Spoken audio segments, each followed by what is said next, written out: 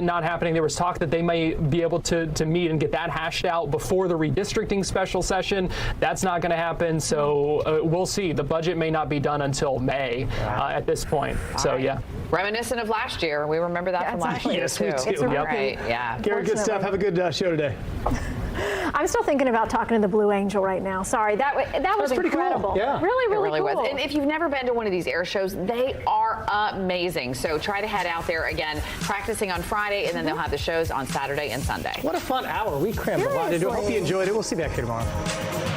You know, there certainly are curveballs that could be thrown our way. So I would say certainly we're going to be.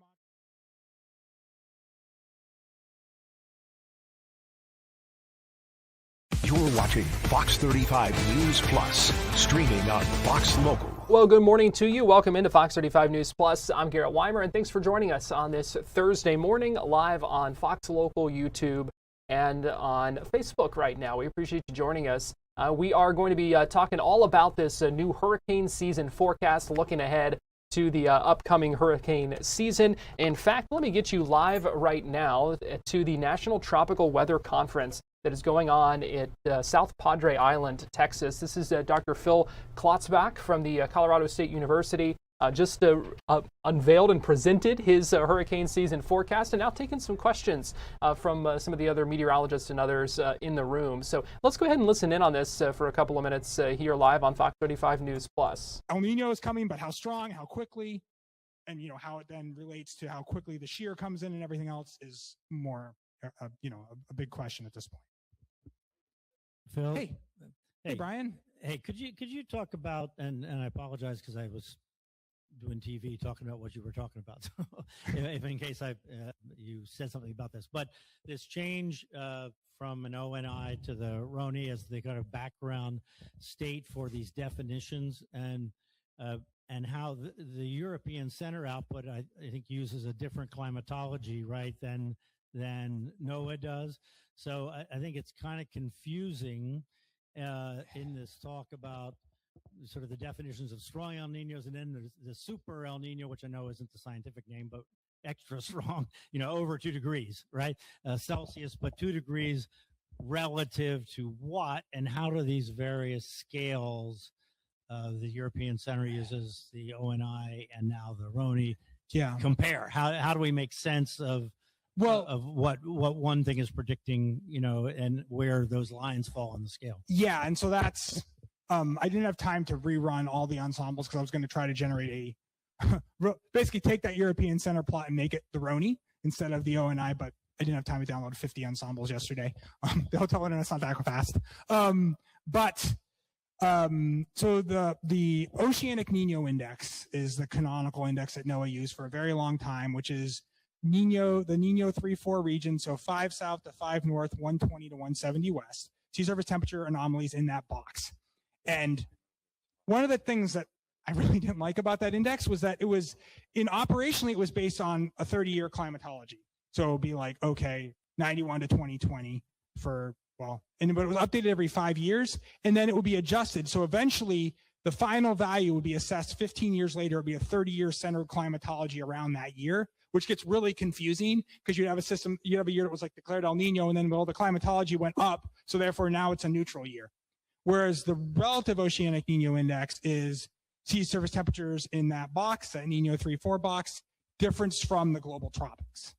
So that index, basically the value that it is the value that it's always going to be for that particular event. So that's not going to change in the future, which makes life as a researcher a lot easier, and also just makes a lot more physical sense, because then you're really getting more like where air is going up and air is going down. Because if you look, for example, at 2023, I believe the ONI was like 1.5, 1.6 in September, whereas the relative is more like 1.1, which is, even that was probably still a little higher than what the tropical circulation looked like, but it was a lot more than what you would expect from like a big El Nino. So I believe the Australian government and the New Zealand government are now using the RONI as well. It's more than just the United States. But some modeling centers have changed, others have not. I don't know, I don't speak for the European Center when they're going to update those plots to do whatever they want to do, but it's something that, if I have an hour, I can make a plot that's basically the same thing, but for the RONI. I suspect ECMWF may start making those too. I don't know what their plans are. Maybe they'll switch also when they get to their new modeling system, which hopefully will be coming out this fall.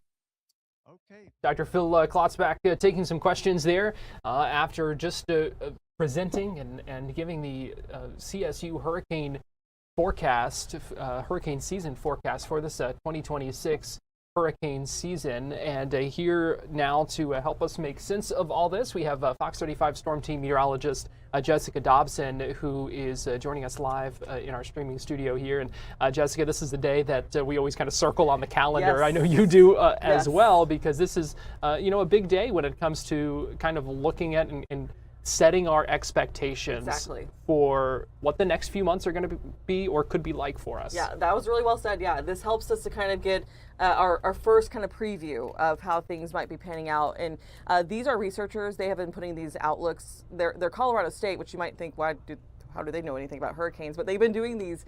They look at specialized research from so many years and the trends of what things have done climatologically in the past, and then kind of use those tools and compare to what our atmosphere has been doing as of late, how things have done previously, like in the last year. They look at so many different parameters and just global patterns, which are called teleconnections. And they throw all these things together and they put out this big research, like paper essentially is what it is, but it's an article, and they outline all the data they've used, what they are looking at, and how this will pan out and relate to us when it comes to hurricane season. So they really they crunch the numbers and look at a lot of the data, and this is kind of one of the first outlooks. It is the first outlook we get of the season. We're still 53 days out, so we still have a little ways, but it's sneaking up. It's starting to come up over the horizon, because it's June 1st that hurricane season starts. But we have seen in the past, especially during active seasons, I remember in 2020 and 2021, we had many storms start before June 1st.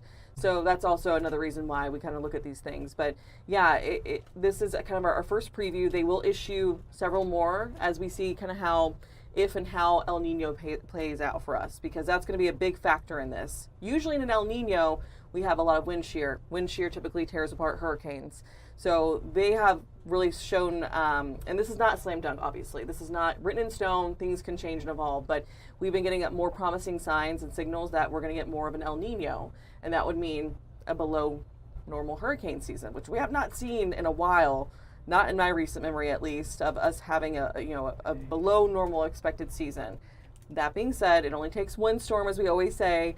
In 1992 was a below normal season, and that was Hurricane Andrew, which really just changed a lot of the standards as far as hurricane preparations go in Florida and just as a whole, especially across South Florida. So they do a really good job of research, and it's one of the tools that we kind of have in our toolbox when it comes to preparing for hurricane season. And we'll get into all the numbers in just a second, but just to touch back on something that you mentioned was about looking at all of the data and the historical trends and past patterns and current conditions, and that's just that stuff. Even in just a normal forecast, I mean, those are things that you look at that really kind of help interpret the data and what you're seeing, and help predict some of these things with a pretty good deal of accuracy. Yeah, it's a lot of it is we look back on what has happened in previous seasons, what parameters we had at play in terms of the global weather pattern, those teleconnections I was just mentioning. Also, when it comes to the ocean water temperature, because some parts of the Atlantic are not so warm compared to others, and then we throw into the mix if we have an El Nino or not. That could mean more of wind shear, and then we have Saharan dust that can be at play as well. So there are so many moving parts and factors that come into play, but and we have to look at these things obviously leading up to hurricane season, and this one could be especially unusual given the fact that we have what might be the super El Nino has now been thrown into the mix too, and that's honestly a newer one for even me in the last decade or so I've been doing this. But it's super El Nino would mean a overall below normal hurricane season. Doesn't mean that we're not going to get any storms at all, because again, it only takes one, but it could mean below average, and we will take that after having so many above normal years now. Like so many above normal years. So that would be really good. So take us through some of these numbers here now. Yeah, so they are just a little below normal in terms of the numbers. Average is 14 named storms, so that includes, say, tropical storms. That's what that means. And then hurricanes, that would mean below major status. So we're talking category 1, 2 hurricanes. Our average is 7. They're calling for 6. Major hurricanes, on average, we get 3. They're calling for 2. So below normal by just 1 or 2 for each of these categories. Now, last year, we didn't have any landfalling hurricanes in Florida, but we did have one of the strongest hurricanes on record ever in Jamaica, with some of the strongest winds ever recorded, at least in modern times. So here are the big takeaways from that big research paper I was just mentioning. They issued this article, and below normal activity is what they're looking at, the possibility of it, at least at this point, with how the trends are with El Nino. Strong El Nino being a big key factor, a big dominating factor in the forecast as a whole. And then the fact that we are going to throw into the mix of the landfalling across the Caribbean and the U.S. that could lead to lower chances of landfall. So all of these things would be good, but obviously we don't let these lower numbers or below normal to cause people to let their guard down. But we deserve a little bit of a break, I feel like, after what's been so busy. But these are the names. I always like to throw these in there too because it's always fun. A couple that stick out to me are Dolly. Dolly's a big one. I thought Isaias, that was one we had back, and I believe it was 2020 or 2021. I actually worked in Myrtle Beach, and we were impacted by it. That was my first ever hurricane I saw or felt. Nana was another one that stuck out to me, along with Vicky. So those are a couple of, maybe you recognize some names on there. Maybe you know someone with a name. I always like to throw those into the mix. But so when it comes to what's next, we just had the Colorado State University Outlook. That was today. This is kind of the first preview that we get. And we've already been keeping tabs on things, really arguably since the season ended. It feels like we've already been looking ahead. We'll have another outlook coming out from the National Hurricane Center as well, and the National Weather Service, National Oceanic, NOAA essentially. But when it comes to what we're going to be watching here at Fox 35, we have our Tracking the Tropics special. That special report usually comes out at the end of May, so we're already starting to work on that as well. We just started to kind of compile things together, and then beyond that, June 1st is right around the corner, and that is the official start, obviously, of hurricane season. But sometimes things do start, earlier than normal. I think it was 2024, 2 years ago, that we had, I cannot remember the name of the storm, but we had one or two that started that were hurricanes that were before June 1st. So obviously we'll be watching it, but we really look to these experts because they know so much, and they are a wealth of knowledge, and they look at so much data and historical data at that, and putting the pieces together of, okay, how does this compare to this year and that year? So looking at those parameters, it looks like even if we just have an average season or no land, last year we got lucky, no landfalls in Florida. Hopefully we can see that pan out again for many years to come, but yeah, it will be all dependent really on El Nino. It would be nice to have, a few years in a row without major impacts. Yes, so. I mean that used to be what was normal. Right. It's been the last 10 to 15 years that we've seen this huge uptick. Maybe huge isn't the right word, but it feels big because we went so long without landfalling hurricanes. They were not normal, especially major landfalling hurricanes, and then we went back to back to back for so many years. So we'll have our fingers crossed, and we'll of course keep you posted at Fox 35. We work really hard, and this is kind of our bread and butter when it comes to all things tropics and hurricane season. So we work hard to stay on top of things. Fox 35 Storm Team Meteorologist Jessica Dobson, we appreciate you joining us. Mm-hmm. And as we go to break here on Fox 35 News Plus, give you a live look at Daytona Beach from our Hard Rock Hotel camera. We'll be back with more after this.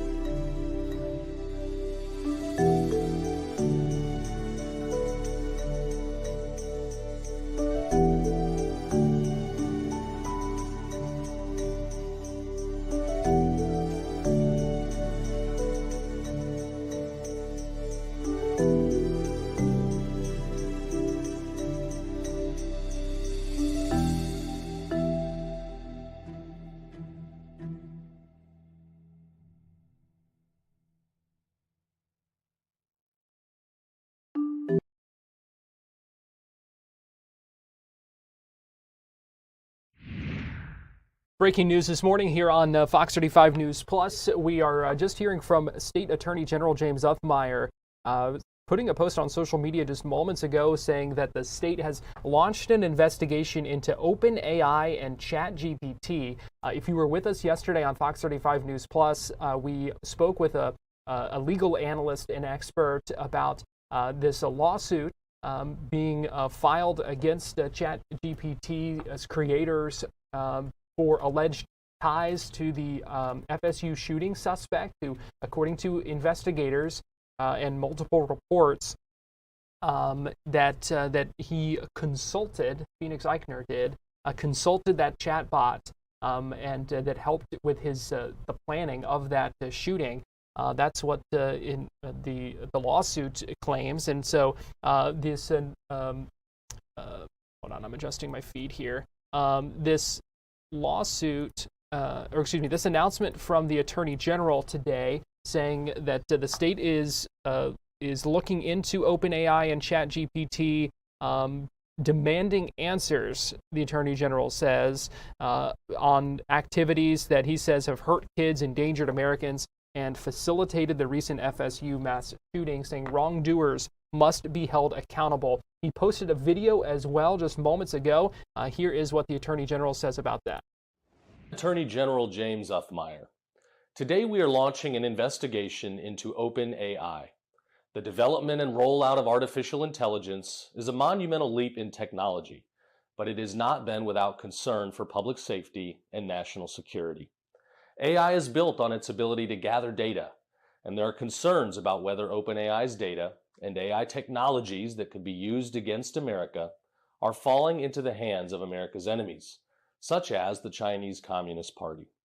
OpenAI's ChatGPT has also been linked to criminal behavior, including child sex abuse material, use by child predators, and the encouragement of suicide and self-harm.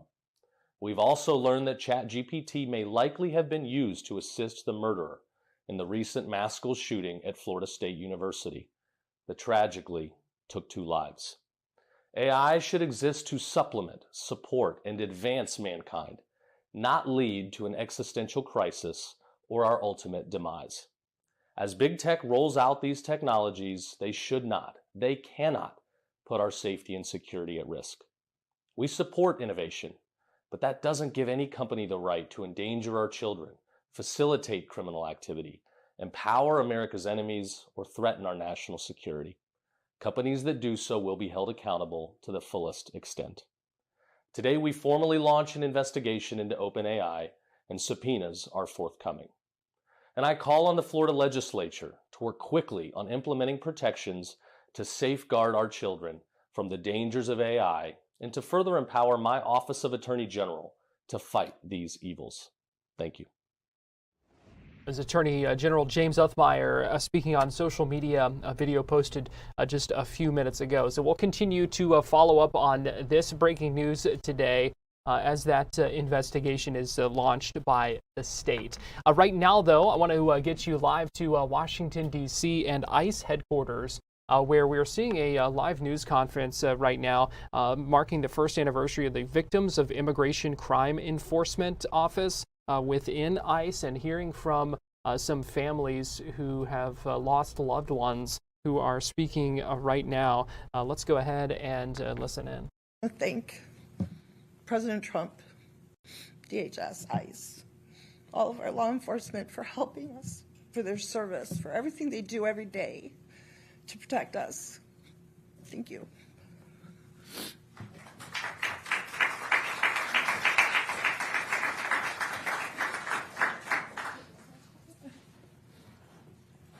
Thank you so much for coming here today to share your family's story. I know it was not easy to share, and we're grateful for your strength and your willingness to be here today. I would now like to invite Mr. John Feary to say a few words.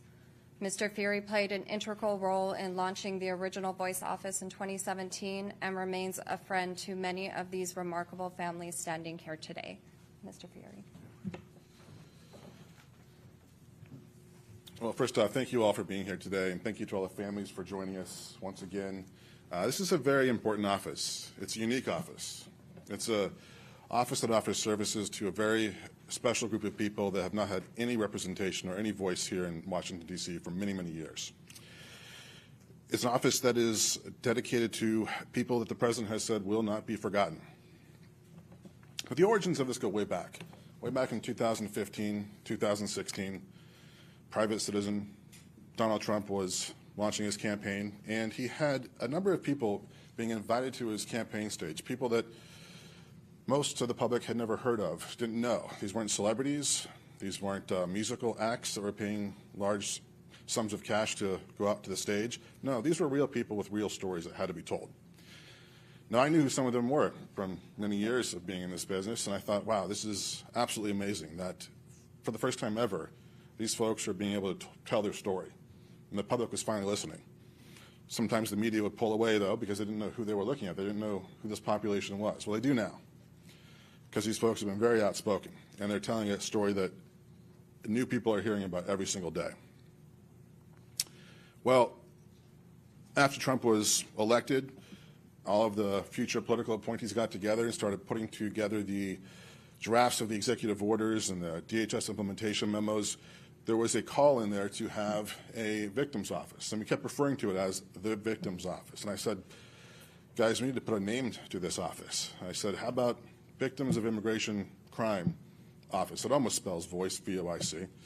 Well, one of the other political appointees, who was an OPLA attorney, said, well, this is an engagement office. We're engaging with the public. There's your E. So we spelled out voice. We put it into the systems and waited a few weeks. And not too long after that, President Trump is giving his first address to Congress. And he's announcing there will be a victim's office within DHS, within ICE.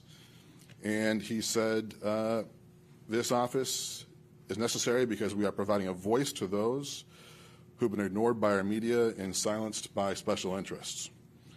That was an amazing thing to hear that, to see that actually happen. Of course, we also knew we had to get to work, and everyone here at ICE was pulling together to build out a new office, which we had no funding for. We had no staff. There was no infrastructure. There was no support for Congress at the time. But everybody in this building pulled together, which was so remarkable. Everyone, public engagement, public affairs, HSI, ERO, OPLA, everyone came together to provide resources to build out an office that was accessible to the public and to our victims of our porous borders. It was a lot of work, but we were able to do it by April 2017, which is quite remarkable. But we also had the help of our families. And we spoke with them before we launched it and said, look, what is it you want? What is it you would have needed when you went through what you did? And there were a number of things they wanted and wished they would have had. But the one thing that we kept getting back to was information. That's all they wanted. They wanted to know what was happening in their cases.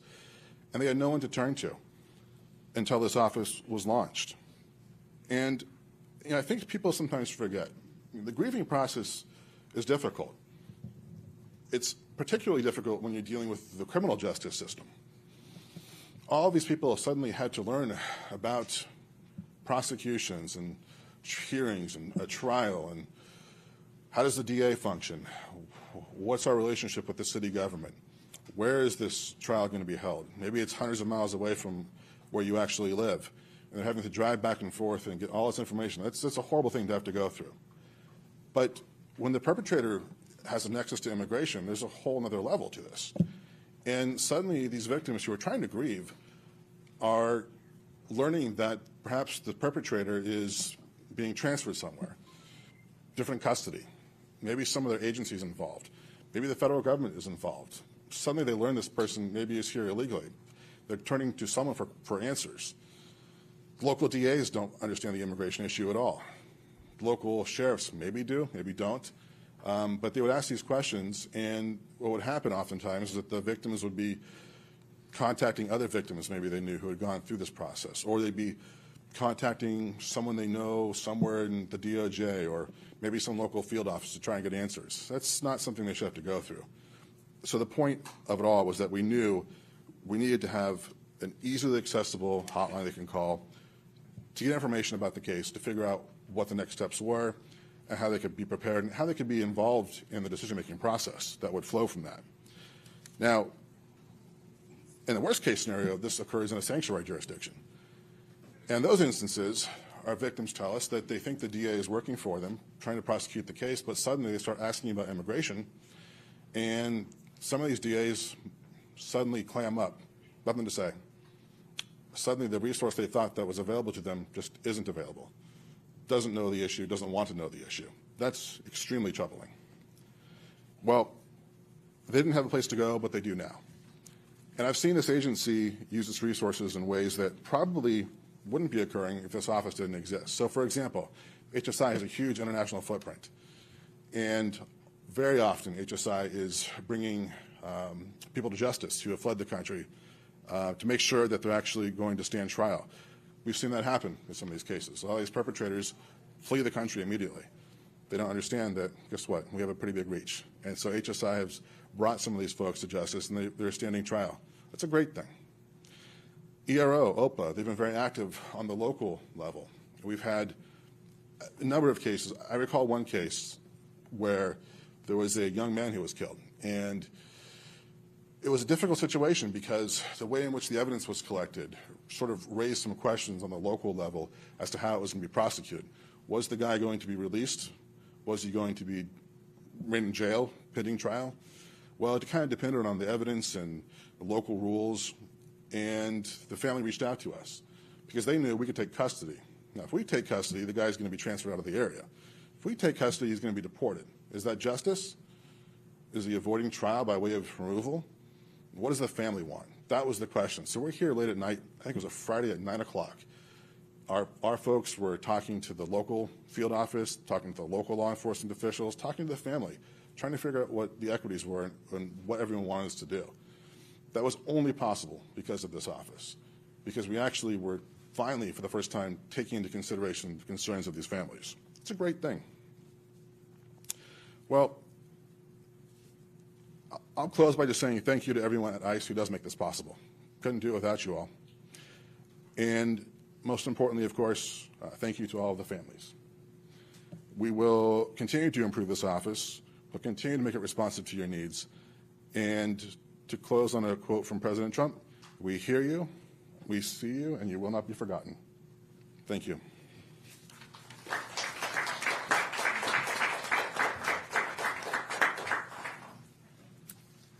Thank you, Mr. Fury, and thank you for your tireless work to give victims and their families a voice. I'd like to now invite another angel mother, Ms. Patricia Fox, to share her story. She, like far too many angel families, has experienced an unimaginable loss, one that cannot be undone and one that she carries with her every single day. Ms. Fox? Hello.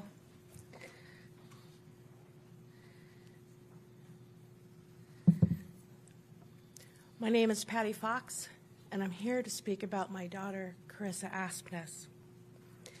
Before everything, she was extremely driven. At 16, she approached me and told me about her dream job at a high-end salon. I didn't think she was going to get it. She got it. At 19, she was the youngest fragrance specialist in Chanel. At 22, she was attending esthetician school with big dreams of one day opening her own skincare line. Then the crash happened. We celebrated her 23rd birthday, March 15th. She is nonverbal. She is minimally conscious. She's wheelchair bound. And she ate her birthday dinner through a G-tube.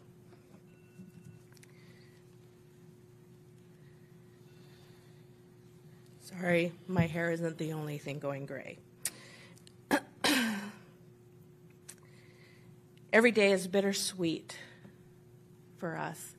We experience every emotion imaginable: anger, sadness, grief, joy, pride, gratitude. I miss her voice. I miss her laugh. And we work towards infusing joy into our lives and embracing who she is now.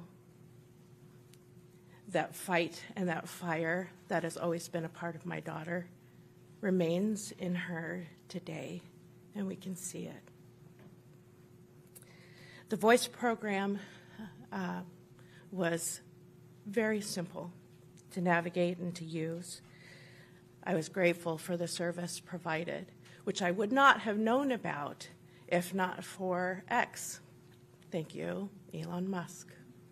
Because the mainstream media is not very open about such resources available to us.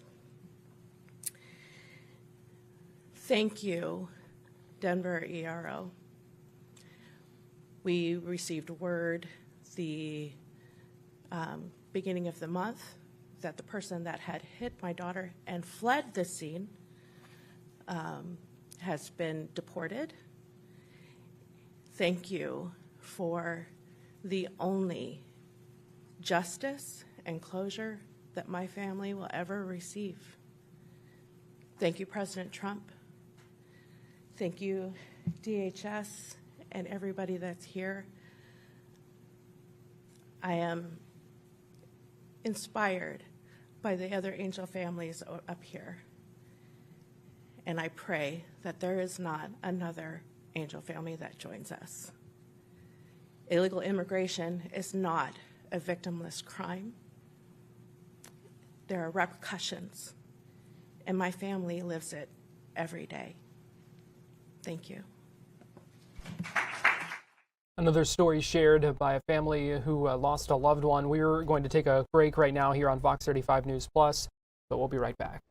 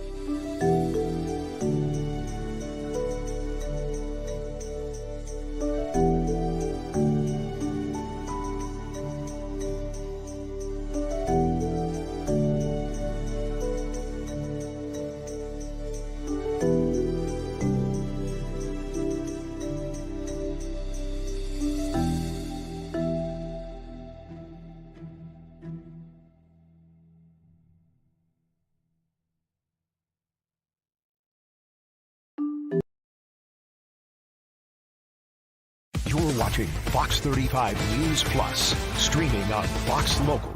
Welcome back into Fox 35 News Plus. 1 year since the relaunch of the Victims of Immigration Crime Engagement Office within ICE opened back up, and so they are holding a news conference today at ICE headquarters in Washington, D.C., hearing from several family members who lost loved ones because of crime from illegal immigrants. Let's go ahead and listen in. I believe this is the last speaker here. We'll go ahead and listen in as this mother shares the story of losing her son. Touch my son. That moment forever froze in my mind. That image will never leave my mind. And as we approach April 27, it will be the 24th anniversary of my son's death. I can't tell you that the pain has not faded. Every April, that wound gets opened up again.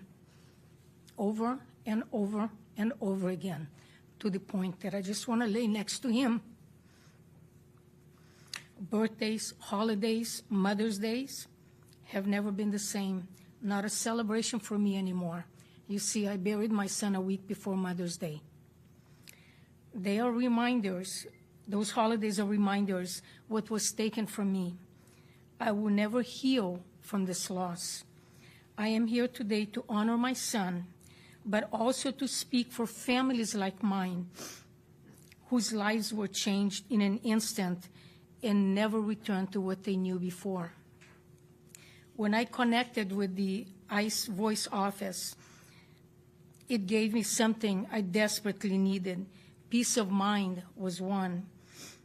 In the middle of fear and confusion, I had someone to call. I had someone that could give me answers to questions that California Department of Corrections wouldn't, and someone who would be there to listen to me. What mattered more, that mattered more to me than I can put into words, and it still does. You're still hearing more stories right now from family members who have lost loved ones. I want to take you live, though, right now to Capitol Hill, where we're hearing from a group of House Democrats. This is Congressman Glenn Ivey, a Democrat from Maryland, speaking about a war powers resolution that would, we've seen votes before regarding the conflict in Iran that would limit the president's powers with that. So let's go ahead and listen in as he speaks live right now on Capitol Hill. Iran's in a better place with respect to the Strait than they were before this war started. So, and also the nuclear materials, no gains on that. The president said in June that they'd blown them all up, that they'd obliterated it, I think was the term that he used. Now they're kind of saying that they may have some more there and we need to go get it. And we've heard from other sources that there's 1,000 pounds of uranium that's still around in Iran. So it's on the wrong track. He's been terrible with the wheel. The threats of total annihilation were, beyond the pale. It's time for Congress to step in and take control of the wheel. And with that, I turn it over to Mr. Congressman Wymer. Thank you, Glenn. Mr. Ivey said it very well, but let me just add two things. The only final reconciliation here will be diplomacy. We had a joint comprehensive plan of action in the Obama administration that was going to postpone any nuclear weapon they had for at least 20 years. It's worked really well. Trump tore it up and now is trying to do it with bombs. It's not working. Iran's probably more resolute than ever to build a nuclear weapon since they now decide that's the only way they can ever be safe. So we have to turn back to diplomacy. It's also essential that everyone respect the ceasefire, and that includes Israel's activities in Lebanon and Beirut, where they're bombing downtown Beirut. Let me also just say, the Constitution is very clear that the power to declare war rests with the Congress of the United States. That's what we tried to do this morning. The pro forma speaker ignored us, which was a tragedy, but we will keep fighting. With that, let me turn it over to the distinguished member of Congress from Philadelphia, Mary Gates Hanlon. Thank you, Don. Look, for decades, there's been agreement across administrations that while Iran is a threat, it is a threat that must be dealt with through diplomacy, not war. This administration has ignored that consensus and engaged in a war of choice that is a disaster. And then, earlier this week, the president threatened literal war crimes. So Americans of conscience across the political spectrum were immediately concerned and questioned his judgment, his morality, and his competence. Our offices, all of our offices, have received hundreds of calls from concerned constituents demanding that Congress reconvene and address this threat through a war powers resolution and further action to rein in an out-of-control president. We have attempted to do that today. We urge our Republican colleagues to grow a spine, have the courage to do the right thing. Thank you. I will now introduce my colleague from Pennsylvania, Madeline Dean. Thank you, Representative, and I'm delighted to be here with my colleagues. Democrats are here on the Hill saying to the Congress, saying to the Speaker of the House, have us back in session so that we would live up to our constitutional responsibilities. Article 1, Section 8. It is Congress who can declare war. It is not a self-serving president who is guided by Mr. Netanyahu for his own purposes. You know, the president was hired to do two things: to keep us safe and to reduce costs for everyday Americans. He's failed spectacularly at both by his own actions, not by economic factors out of his control, by his own actions. Look at us now in a war of his choosing, egged on by Mr. Netanyahu for his purposes. A war that has proved deadly to 13 members of the American military. Heroes who said, yes, we will do whatever it takes to serve our country. Selflessly gave of themselves, gave the ultimate sacrifice. Hundreds of others are injured and buried thousands of innocents in the rubble. All of this, a 40-day war, and as my colleague, Mr. Ivey just said, think about this, folks. The Speaker has had us in session for 33 days this Congress. 33 days.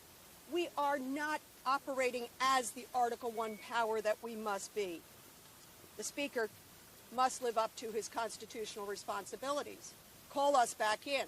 Consider the War Powers Resolution. Let the American people and their representatives in Congress weigh in. The words and actions of this president have proved that he is unhinged and unwell, and has been for some time. Over the weekend, we read and heard the president's Easter morning tweet of profanity, blasphemy, danger, and the following day, his threat to eliminate an entire civilization.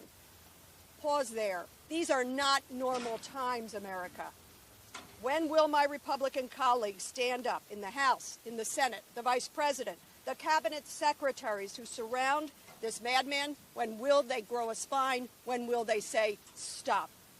We've been taken to an even darker corner of his addled mind than one that we witnessed this week, as children in Iran and around the globe sat in fear, worrying if a president of the United States would blow up an entire civilization, Iran. How much farther into the dark corners of this president's mind must we go before leaders stand up? Before leaders stand up for the children who are terrified here and around the globe by the president's words and actions. We must consider the War Powers Resolution. And now it is my privilege to turn this over to my colleague and friend from California, Sarah Jacobs. Thank you, and thank you all for being here. I represent San Diego, the biggest military community in the country. And the things that our president is asking of our service members are unconscionable. To sacrifice their lives with no strategy, no plan. It is not the president's community that is being asked to go over there and suffer the consequences of his decisions. It's mine. And I can tell you, I've heard from so many military families who are so concerned about what their loved ones are potentially being asked to do. Imagine if you're a service member thinking what you might do if you're given the order to destroy a civilization, okay? This is the position that we are putting our service members in, who are required by law to not follow an unlawful order. We cannot excuse what the president said as a negotiating tactic. Threatening genocide is not a negotiating tactic. It is important that even though we were able to get this ceasefire, which I pray holds, that we hold this president accountable for what he threatened. Because threatening genocide is not just against international law, it's against our federal law too, and it is our job as Congress to stand up. This president cannot be trusted to police himself. He does not recognize any red lines. Not $200 billion, not 13 service members lost, not thousands of civilians, not genocide. The only thing that will put a check on him is us in Congress doing our job, standing up and saying not one more cent, standing up and saying you do not have the authorization to do this, stand up and saying that this is not okay. And every American of conscience from across the political spectrum is and should be disgusted by the fact that we even have to stand here talking about the fact that the United States president threatened to commit genocide against an entire civilization. That is not right. That is not okay. That is not something that we all should be dealing with. We need to end this war, and not just the war between the U.S. and Iran. We need to end the broader war and make sure that thousands of civilians in Lebanon are not being bombed constantly. We need to end this war with a real, durable, diplomatic solution, and that will only happen if our Republican colleagues get back here, stand up to this president, put a real check on his power like the Constitution demands us to do, and demand that he does not spend another cent, that he does not send another service member into harm's way. With that, I will turn it over to my colleague from Virginia, Representative Superintendent. Thank you. The American people deserve to have their voices heard, and what they want right now is for us to be back in session. They want Congress to do its job, and that also means having a war powers resolution vote to end this war and making sure we end this DHS shutdown as well that continues to hurt us, and making sure that we do things to lower costs of the American people, not raise costs. But that's what's been happening under this Republican majority. So for the Republican majority, if you're watching this, get us back to work, get us back in session. Let's have a vote on the Senate plan to end the DHS shutdown. Let's have a vote to end this war, because this ceasefire is a joke. This war should never have happened in the first place, and Congress deserves a say, and the American people deserve a say. I'm going to hand it over to James Walkinshaw from Virginia. Thank you, Suhas. We're here today and went to the House floor to try to force an end to Donald Trump's dangerous, reckless, unauthorized war in Iran. And I think it's important to remind ourselves that the American people are paying the price for this war as we speak. 13 brave service members who lost their lives have paid the ultimate price. American taxpayers paying billions of dollars a day as the war rages and the bombs fall. We're spending millions of dollars on Patriot missiles to intercept drones that Iran launches from the back of a pickup truck and costs them $10,000 or $20,000.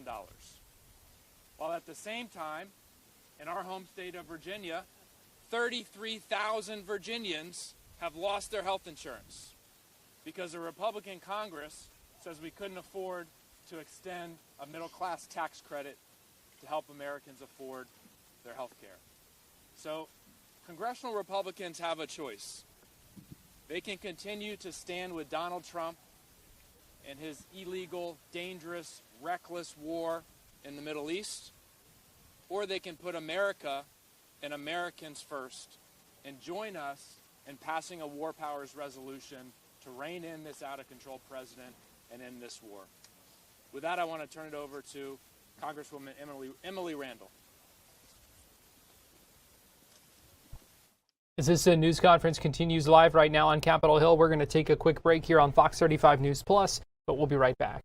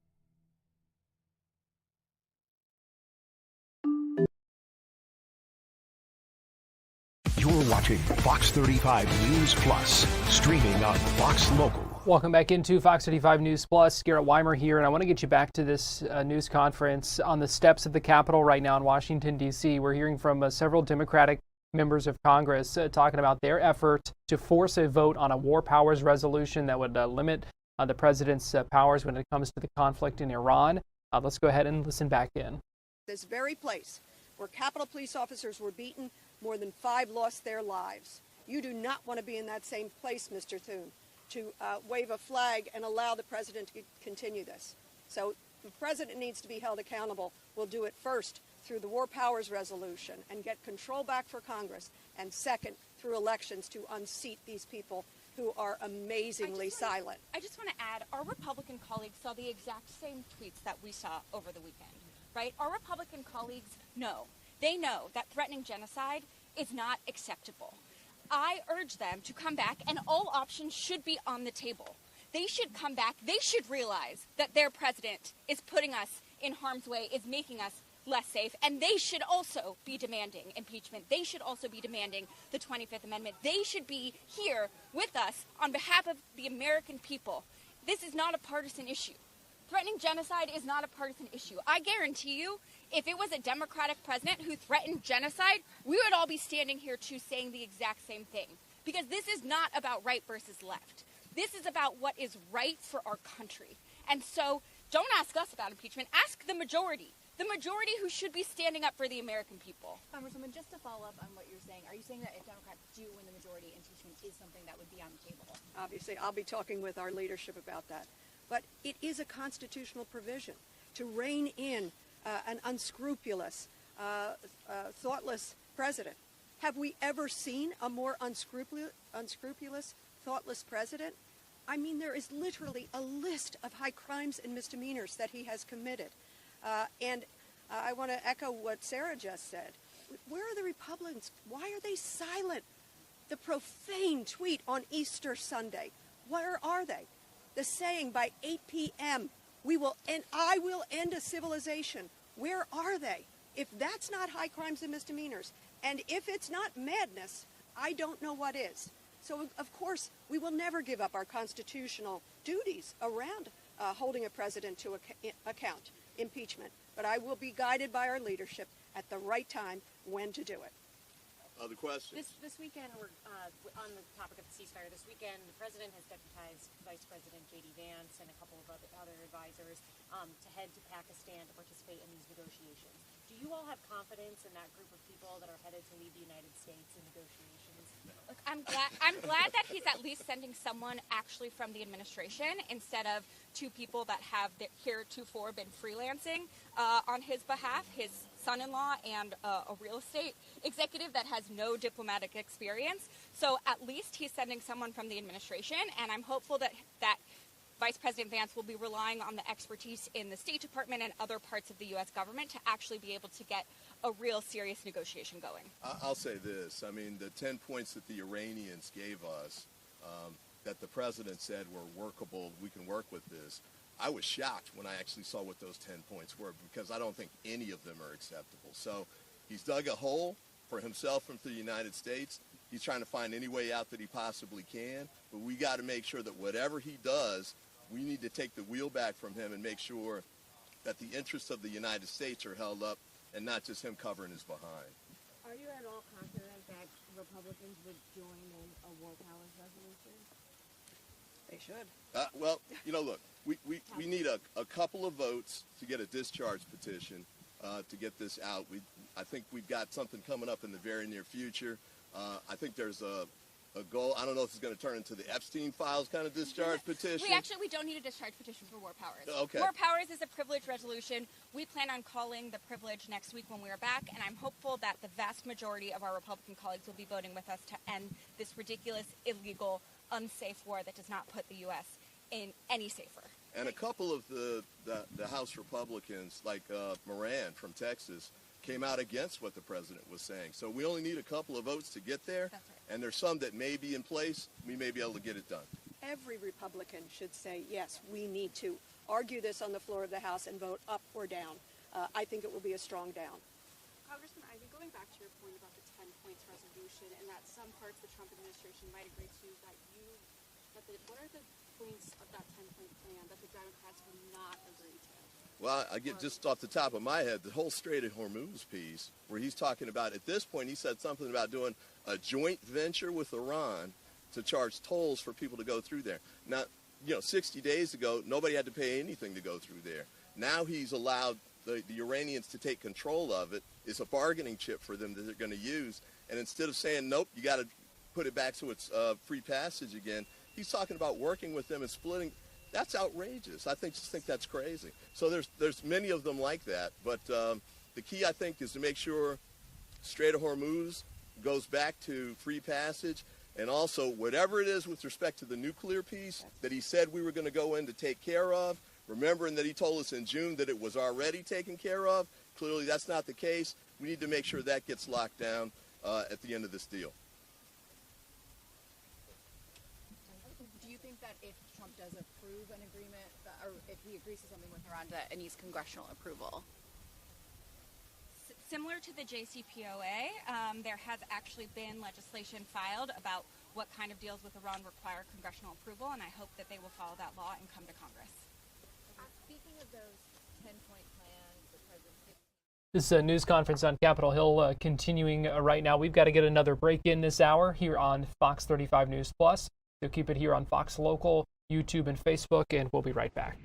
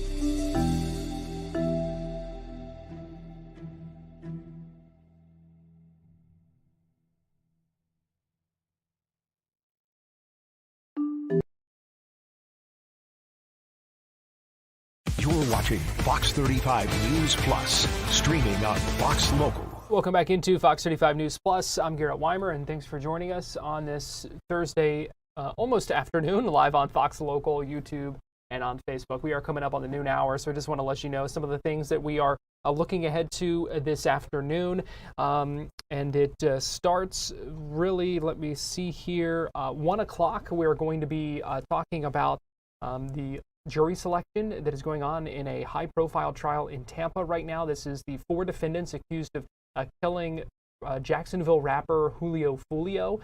So we're going to be talking about that. We're also going to be talking about whether or not you should use AI to help you fill out your taxes. If you haven't done them yet, the deadline is about a week away, just under a week now. And so you may be tempted to use artificial intelligence, a chatbot, to help you with that. Is that a good idea or not? We're going to be talking about that coming up in just a little bit. We're also going to break down even further the hurricane season forecast that was released today from Colorado State University. We're going to talk with Noah and Laurel about that, and they'll give us all the ins and outs, what we need to know about that. Also at 2 o'clock this afternoon, Operation Highway Shield. We're going to get details on that operation at a news conference in Orlando. We're told it's a 4-day statewide enforcement initiative that specifically targeted safety violations of truck drivers, commercial vehicle drivers, criminal activity, and other threats, they say, to Florida's transportation network. So we're going to hear more about that. Also at 2:30, we're supposed to hear some sort of statement from the First Lady of the United States from the White House. Unclear what that might be, but we'll be monitoring that as well. And then 3 o'clock, the state CFO, Blaise Ngolia, is going to be speaking live in Bradenton, so we'll have that for you. And then at 3:30 is your daily Artemis briefing, where we expect to hear from NASA officials talking just over 24 hours away from when splashdown is supposed to happen. So re-entry scheduled for tomorrow. Let me give you a live look right now. These are the views from the Orion space capsule as Earth gets closer into focus. The camera on top of one of the solar arrays on that capsule. And so tomorrow night is when the capsule, the crew with 4 crew members inside, supposed to splash down just after 8 o'clock off the coast of California in the Pacific Ocean. So we'll have special coverage of that for you here on Fox 35 News Plus tomorrow. But it was also really cool last night when we had the chance to hear from the Artemis astronauts in a news conference with reporters from across the country. I want to play a little bit of that for you right now. Kind of neat to hear from them and for reporters to get to chat with them. Again, the now just 36 hours or so away from them returning home. Here is what they had to say last night. Marcia Dunn, Associated Press for You Read. Could you please describe your emotions when Jeremy called down to Mission Control to ask permission to name a lunar crater after your late wife, Carol? It was a pretty emotional, powerful moment down here.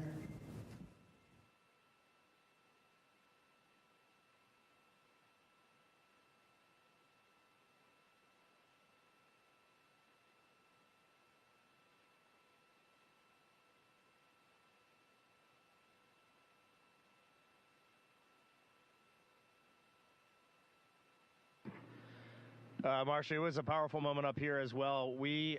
My crewmates approached me when we were at Kennedy in quarantine, and they said, "Hey, the 3 of them had talked, and they would like to do this," and that was an emotional moment for me.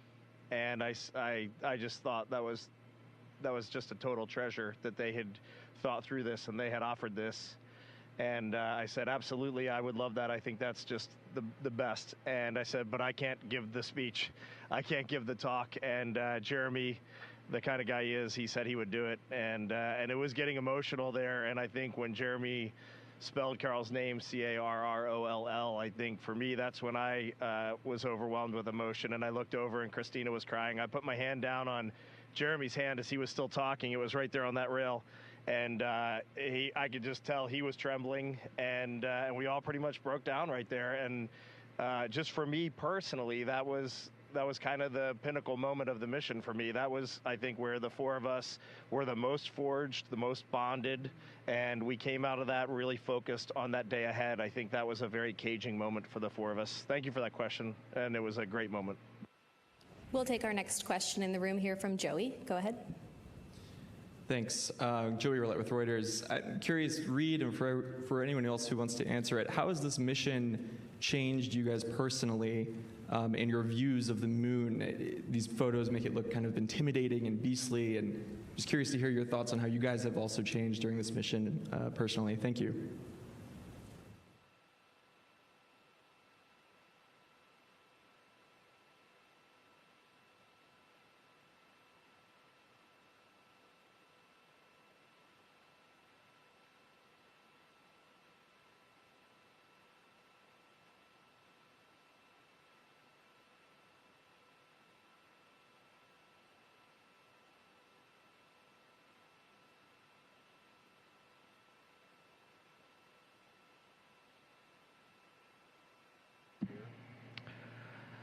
I had an opportunity earlier to answer this question from my own perspective, and we have seen just some extraordinary things that I thought we might see. They looked similar to what I thought they might look like, and other things that I just had never even imagined.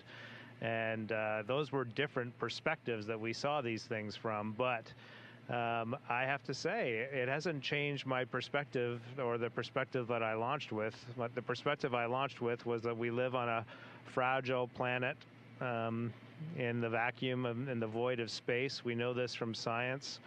We're very fortunate to live on planet Earth. And the other perspective that I've sort of learned from others through life is that our purpose on the planet as humans is to find joy, to find the joy in lifting each other up by creating solutions together instead of destroying. And when you see it from out here, it doesn't change it. It just absolutely reaffirms that. It's almost like seeing living proof of it. Okay, we'll go ahead and take one more question here in the room and then head to our phone bridge. If you are on the phone bridge and have a question, just a reminder to press *1. Jackie, go ahead. Hi, Integrity. It's so wonderful to speak with you. This is Jackie Waddles with CNN. Obviously, there is a huge moment coming up with reentry. Can you describe your feelings, how you're preparing for that moment mentally and physically? And then as you prepare for the end of the journey, what are some moments that you know that you'll take with you for the rest of your life from this journey? Thank you.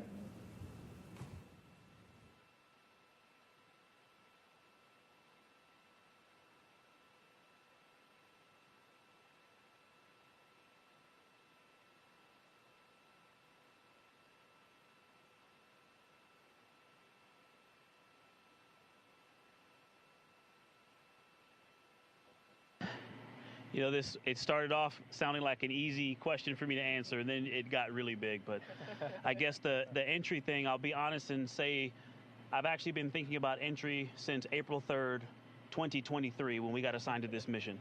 And one of the first press conferences we were asked, what are we looking forward to? And I said splashdown, and it's kind of humorous, but it's literal as well, that we have to get back. There's so much data that you've seen already, but all the good stuff is coming back with us. There's so many more pictures, so many more stories. And gosh, I haven't even begun to process what we've been through. We've still got 2 more days. And riding a fireball through the atmosphere is profound as well. So I have to answer that question later. I'm not sure, but I can tell you it's a lot. And lifelong memories. I'm going to be thinking about and talking about all of these things for the rest of my life, for sure. Yep. All right, we'll head over to our phone bridge. Our first question there is from Kelly Malone with Canadian Press. Go ahead. Hi, this is Kelly Malone with the Canadian Press. There's a lot of excitement about scientific advancements as a result of the mission. You just spoke about the data, and I know you've spoken about training on robotics in Montreal. What are the takeaways from these missions so far that might be applied to robotics or other international tech efforts in the future? And just a quick personal note for Jeremy. I'm told you got a surprise message from your family. Can you share what it was like to hear from them?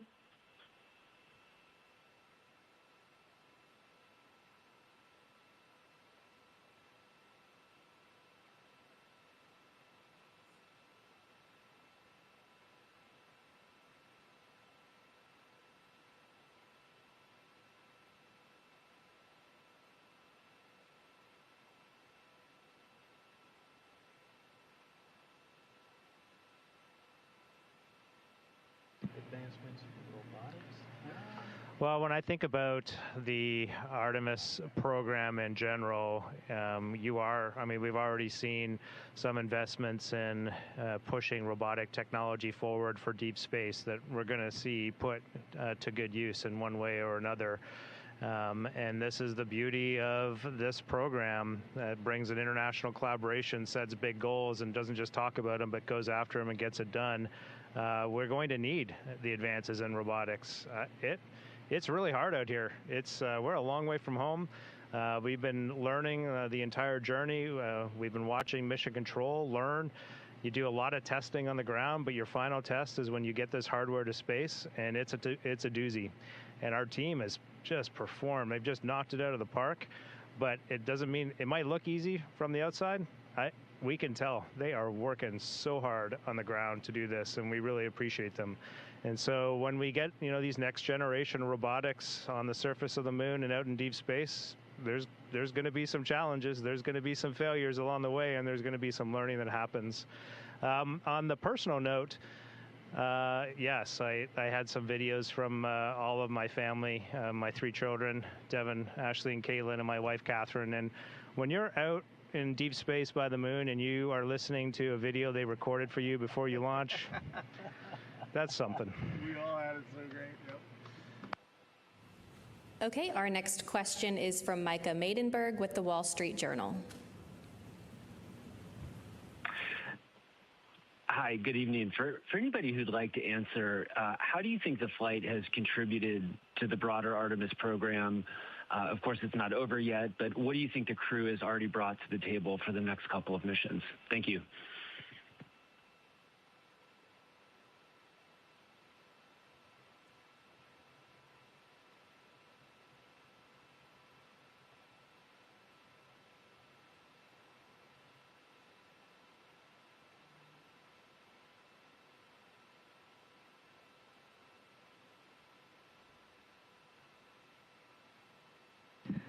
Well, I love this question because part of our ethos as a crew and our values from the very beginning were that this is a relay race. In fact, we have batons that we bought to symbolize physically that. We plan to hand them to the next crew, and every single thing that we do is with them in mind. Oftentimes, it's actually easier in human spaceflight, especially on a first mission, to accept some of the things that aren't working quite right or the operational workarounds. And we have actually been diligent to try to fix everything, and we're always thinking from the perspective as what is the next crew going to think about this? How will this help them to succeed? So manual piloting the vehicle, making sure that the procedures and the processes for making everything work are all as they should be. Then there's the human side of it. How are our provisions? How are our food? How is the human system working in here? Taking the time to do all of the developmental flight test objectives that have been scheduled. So both in the vehicle and all in the last 3 years, we've really just worked to make sure that they are set up for success, and that's all of the teams, not just the crew, but the flight control teams, the mission engineering rooms, the launch teams, everyone. We've done our best to bring folks together and to make sure that we can be the best we can be. Obviously, just testing, putting humans in this vehicle is the easy thing to see, and we hope that we've capitalized on that and made it as much as it can be for our time here. Our next question is from Alex Wilson with the Weather Channel. Hi, guys. Thank you so much for your time. You're space experts, yet time and time again, we've heard you amazed by things that you've seen on this mission. So what has been the biggest scientific surprise or discovery for you? The thing that we saw that really surprised me the most is we trained to view the eclipse from the far side of the moon, or after going beyond the far side of the moon. We saw great simulations made by our lunar science team, but when that actually happened, it just blew us all away. I mean, you heard the reaction real time, but it was the fact that we trained for it, and it almost was a thing that we were, I don't want to say unhappy about, but launching on April 1st meant the far side wasn't as illuminated as we were hoping. And so, that thing seemed to be a consolation, and it was one of the greatest gifts of that part of the mission. Okay, we'll come back here in the room to Andrea. Go ahead. Hi, Andrea Leinfelder of the Houston Chronicle. I'd like to hear about life inside Orion. Christina, in the fall you said the capsule would feel bigger in microgravity. Does it feel bigger? And at what moments do you find that you're bumping into your crewmates? And what tips will you be given to future crews?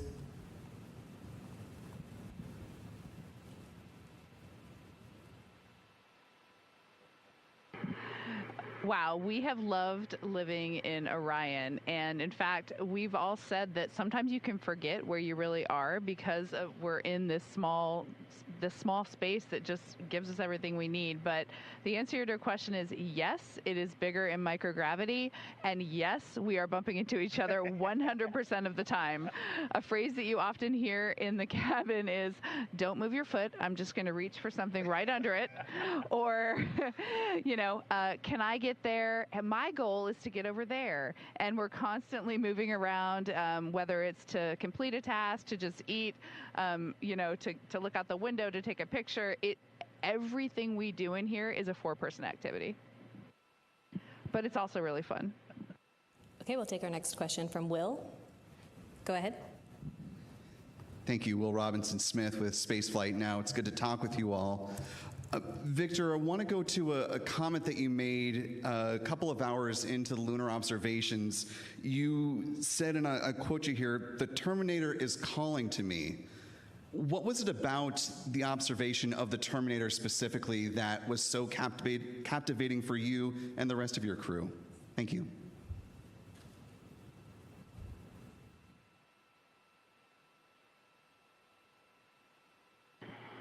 One being 3,500 miles from it. I mean, it was so big, and now it wasn't an image on a screen, but it was all of the things we had talked about in training, the terrain, how you can see features based on how high they are above the surface and how low things were.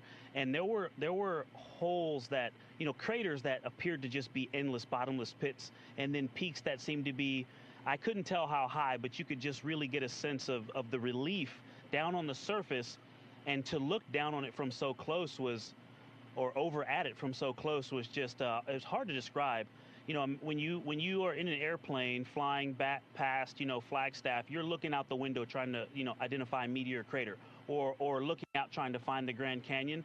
And this was the same thing. But imagine if you had seen Meteor Crater or the Grand Canyon for the first time. Our next question is from the phone bridge from Lauren Grush with Bloomberg. Hi, so great to talk to you for. The world has been watching along with your journey with such enthusiasm and joy. Do you have any sense or feedback of how your mission has reached the masses back on Earth? And does that influence you at all when you speak and narrate your journey?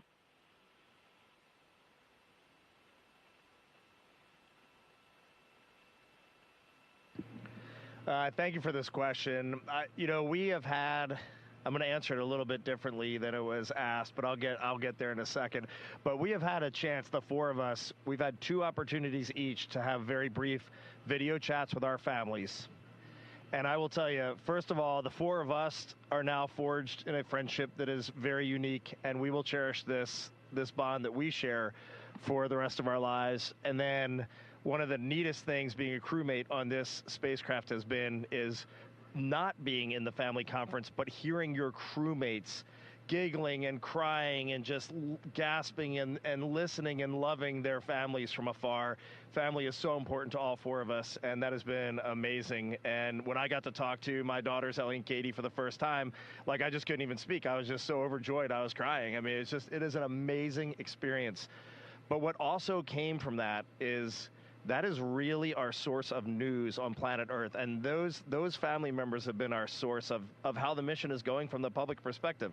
Obviously, they're all biased. Although most of our kids are teenagers, so maybe they're not quite that biased. But they're biased. But what we had really hoped, and we said it a lot before, I mean, we really are here to serve NASA, to serve our 2 nations, Canadian Space Agency, NASA, and the international community. And we're here to serve for Artemis 3.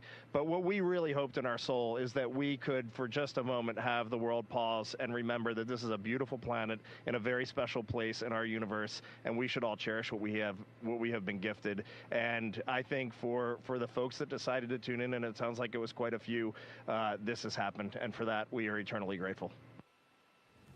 Our next question is from Noah Haggerty with the Los Angeles Times. Hey, great to hear from you all. You had 40 minutes of a pretty profound solitude. You were, farther from Earth than any humans before you. No means to communicate with Earth. It was really just the 4 of you, the spacecraft, and the moon. Can you talk us through what that moment felt like?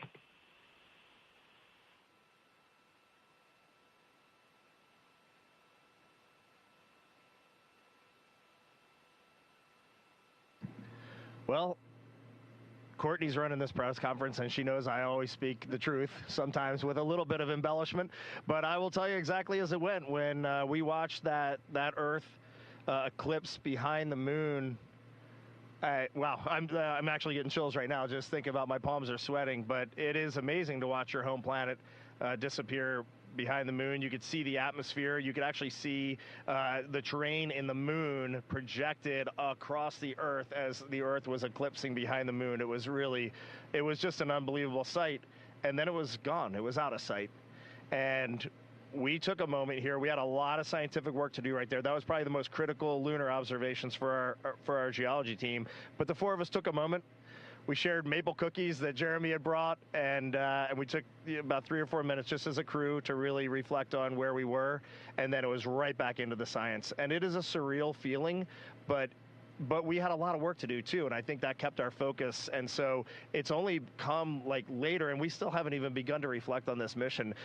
We had a little bit of a light work day yesterday, and we were starting to journal and reflect a little bit. And there's a lot that our brains have to process. Human minds should not go through what these just went through, and it is a true gift. And we have a lot that we just need to think about and journal and write, and then we'll get the full feeling of what we just went through.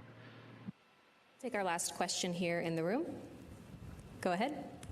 Hello, Artemis crew. This is Rebecca Morell from BBC News. Now you're almost home. What will you miss most about being in space, and what won't you miss at all?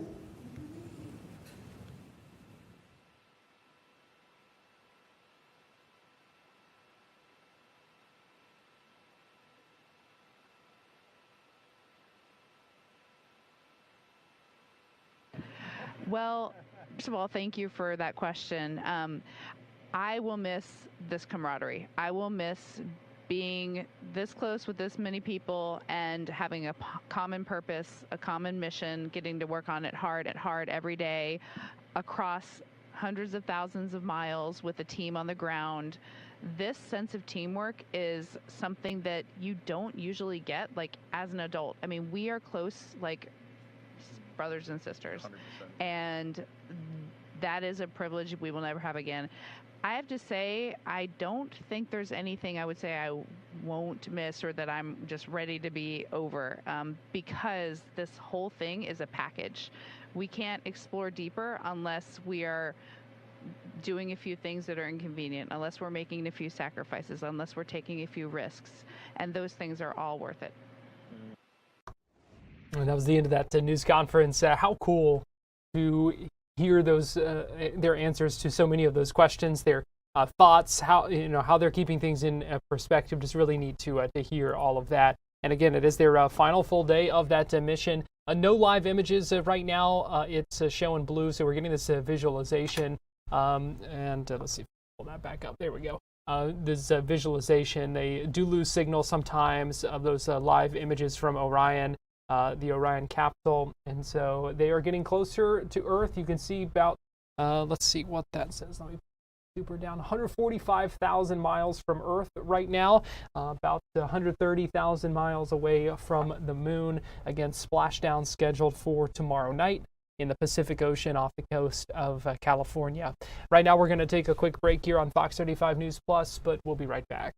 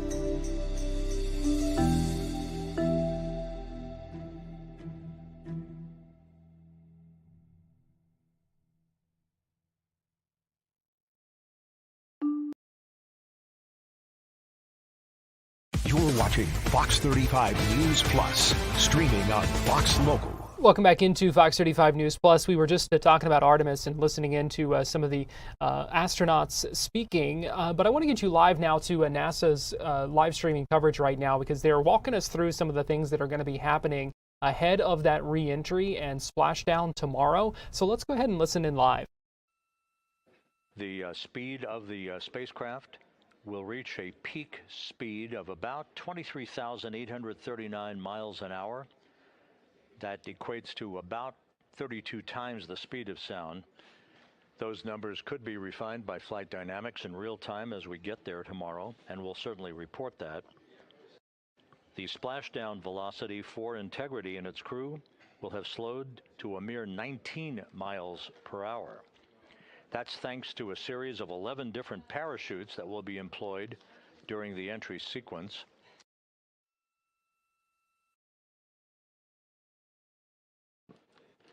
The first three parachutes are forward bay cover parachutes. The forward bay cover, think of it as the very top of the spacecraft. Those forward bay cover parachutes are used in conjunction with pyrotechnic thrusters to ensure the separation of the forward bay cover that has protected Orion and its parachutes during the heat of re-entry. Those three forward bay covered parachutes are 7 feet in diameter, 8 pounds apiece. 100% Kevlar material. Each FBC parachute, as it is known, the forward bay cover parachute, is approximately 100 feet long. Those will be deployed at an altitude of 26,500 feet in altitude, while the vehicle is traveling at about 324 miles an hour. Integrity Houston, for ammonia system 2 on the starboard side of the vehicle. We'll be activating that in just over 1 minute. Let us know what you hear. Copy that.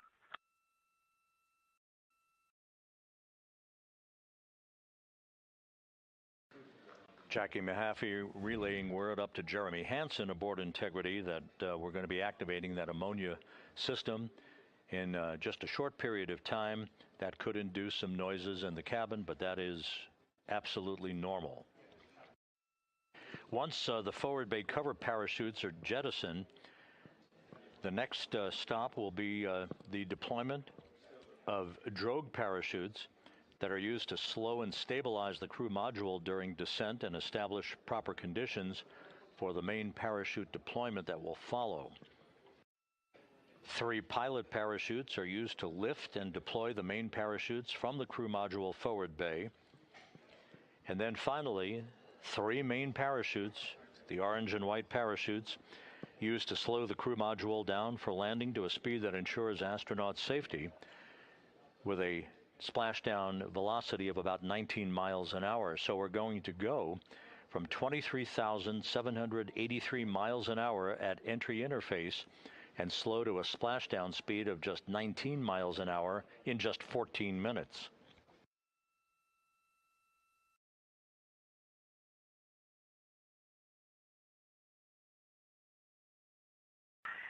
Jackie, we hear the sound. It is the same as on the port side, now on the starboard side, very distinct.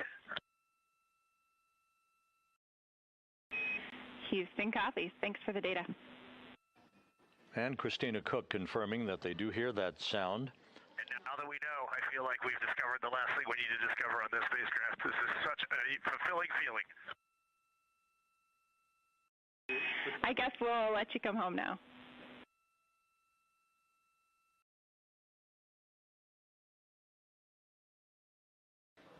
Reed Wiseman assuring everyone.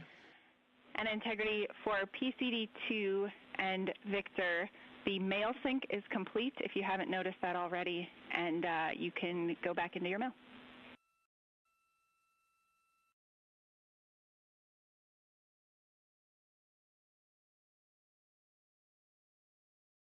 Thanks, Jackie. I see it, and it does look good. Appreciate it.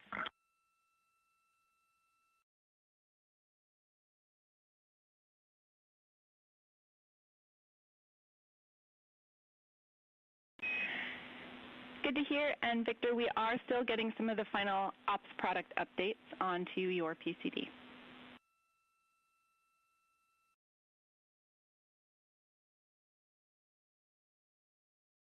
spacecraft communicator Jackie Mahaffey telling Reed Wiseman that Okay, sounds good, Jackie. Thank you.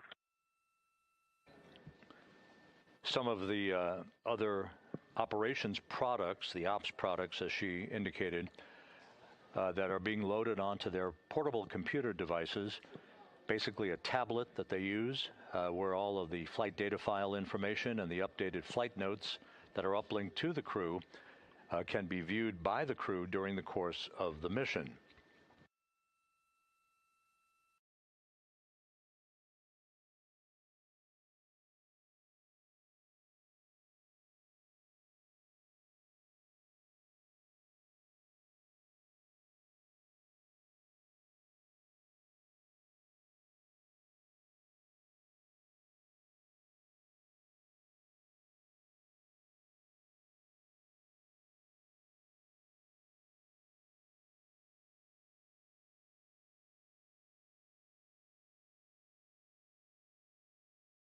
So the NASA crews, the NASA astronauts, the CSA astronaut, the crew members of Artemis 2 working with mission control on the ground in Houston. You heard them walking us through a number of the things that are going to be going on over the next little bit as they get ready for that high-speed re-entry and then a quick slowdown ahead of splashdown. The Bravo 3 Purple CTB 10,002. We're starting to utilize that for trash per the mission summary. We had 2 items remaining in there, which we are going to pull out, which is the 4 quantity of Orion water bags in a Ziploc, a PWD adapter, and a post-flight analysis packet and PWD adapter, although I think that is an empty Ziploc, that last one.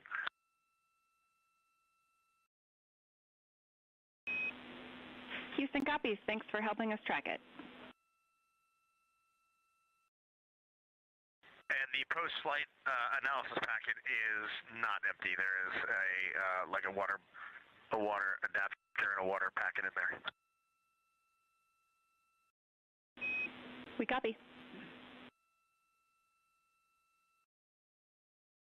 Do you want us to leave all those items in the B3 small CTV, or you want us to pull them out and put them somewhere else? Checking. So preparations continue. We know they're going to be working on stowing some things today and getting things ready ahead of the procedures and everything they will need to be doing tomorrow to make sure they can get home safely. We're going to take a break right now here on Fox 35 News Plus, but we'll be right back.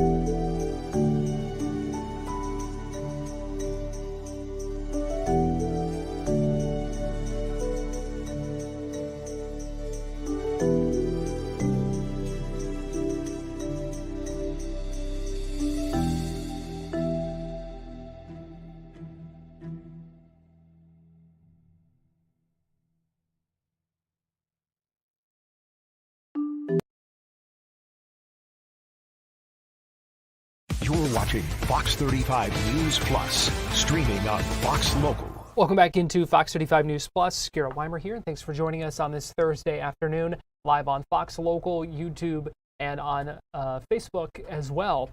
Yesterday, we talked about the Florida Film Festival that begins tomorrow with opening night at Indian Theater in Maitland. It goes for 10 days and features 160 films from 31 countries. So certainly a lot of things. One of the films that is going to be screened is getting a lot of buzz, and it's called First They Came for My College. It is its first Florida screening is sold out on Saturday night. It's a film that looks at academic freedom in the United States and really zeroes in on Governor Ron DeSantis and the takeover of New College of Florida and how the DeSantis administration worked to kind of transform that college. Fox 35's Johnny Jackson had the chance to speak with Harry Hanbury, who is the producer of that film. We talked with him about what they hope people get from it, and then the screening of it as well here in Florida and the impact they believe it might have. Oh, it's super exciting. I mean, we've been working on this film 3 years, and this is the first time we've shown it to a Florida audience. We have a packed house. I think about half of them are alums of New College, supporters from the community. So it's really going to be like a, coming home. And it's completely sold out showing. That's right. It looks like I'm seeing 5:30 on Saturday night. That's right. What does that mean for essentially in this film's home turf to be completely sold out and for this many people to be so excited? Well, I mean, I don't mean to boast. It's been sold out everywhere we've shown. We showed at a 1,200 seat theater at the True Falls Film Festival, which was our premiere. And I think the country is hungry for a film like this. We kind of lucked out because, I mean, it's funny how you think about luck, right? Our college was the first that was attacked in this wave of assaults on higher education. And that's an awful thing. But we were very fortunate to have a team of filmmakers, some of whom are alums, come together and start documenting this from the very beginning. Pat Oker, who was the president of New College, who was ignominiously fired after the junta was installed by Ron DeSantis on January 6, 2023. She gave the opening remarks at our premiere at True Falls, and she said that this was a history that could easily have been lost, and Patrick Bresnan, who is our director, has said he thinks a lot about the civil rights movement and all the people who risked their lives to document that the amazing struggle in Selma and so many other places. So we really feel lucky that we were able to be there with our own cameras, to put cameras in the hands of students, and we're able to capture this really important cautionary tale that means so much to other schools around Florida and other schools around the country. And for people who aren't necessarily aware of what happened with New College, maybe haven't really heard of the school before, what is kind of the top level explanation of kind of the sequence of events that happened there? Sure. Basically, Ron DeSantis appointed 6 far-right trustees, one of whom described it as a hostile takeover.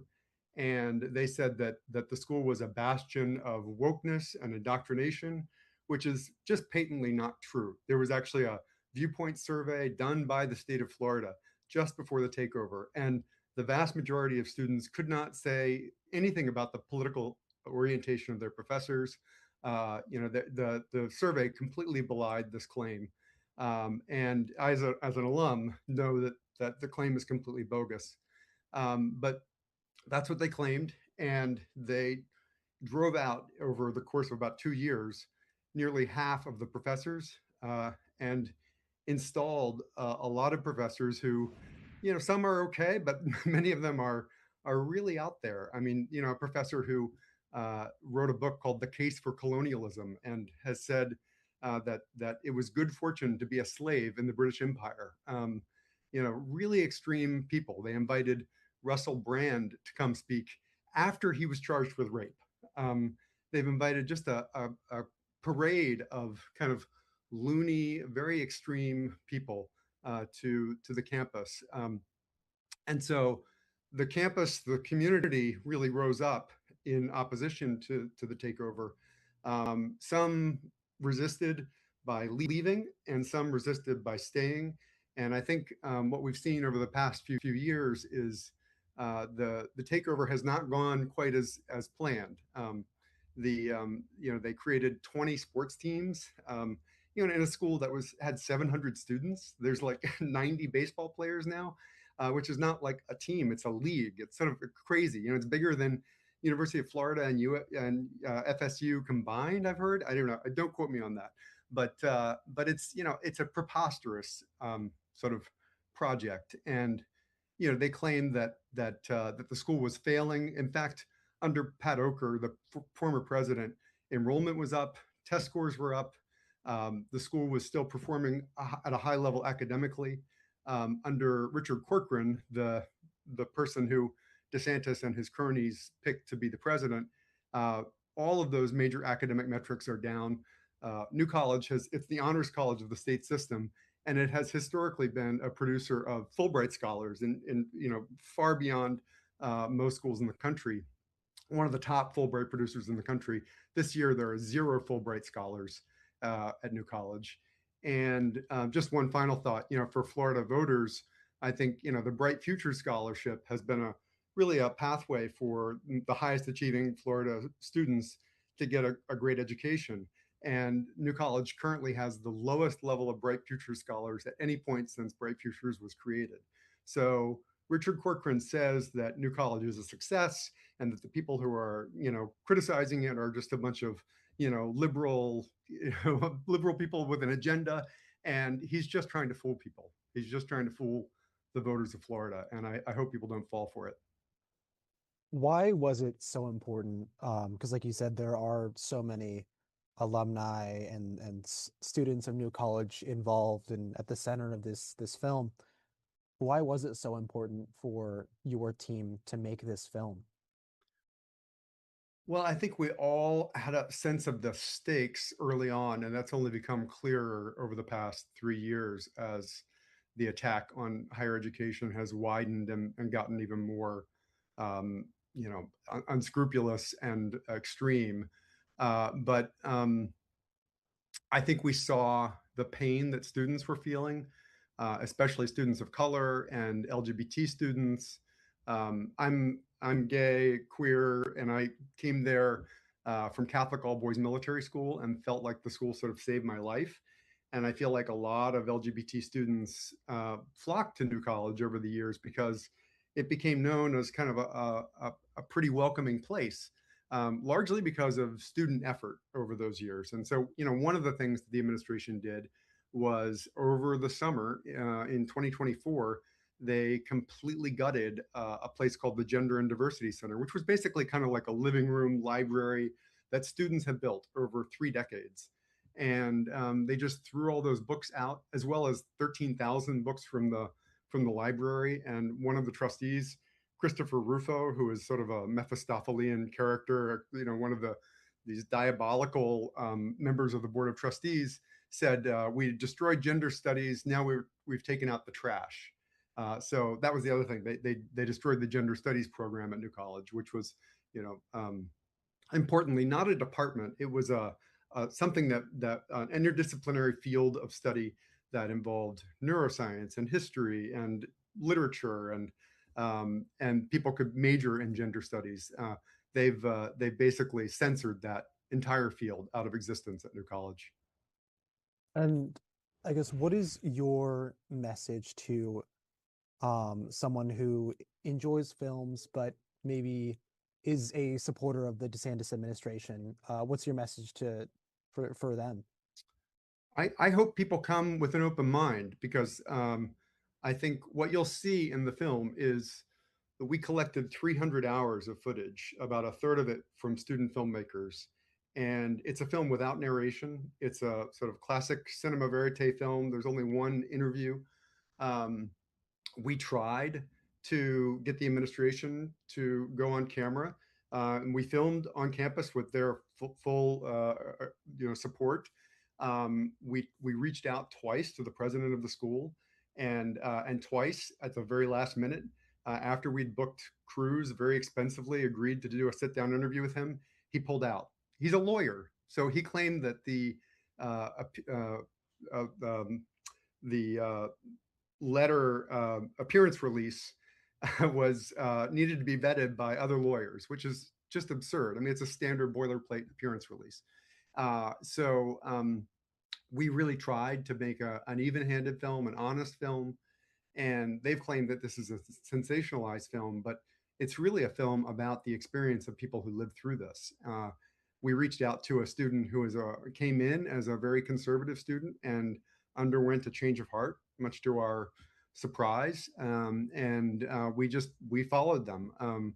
We tried to get student athletes to appear on camera, but their coaches told them that if they did that, they would lose their scholarships. So, we were working in, I think, kind of a microcosm of what's happening in our society, where there's a lot of top-down effort to restrict what people can say, how people can live, and we made the best film that we could, the most honest film that we could. So I hope people will come and sort of not believe the lies about what's going on there and see for themselves. And our film does I think a really I'm a little biased, but I think a really amazing job at showing what it was like to live through this. And you talk about 300 hours of footage, kind of tapping on a lot of student filmmakers and student documentarians. What were some of the other I don't know if struggles is the right word, but what were some of the other logistics behind creating this film in the first place?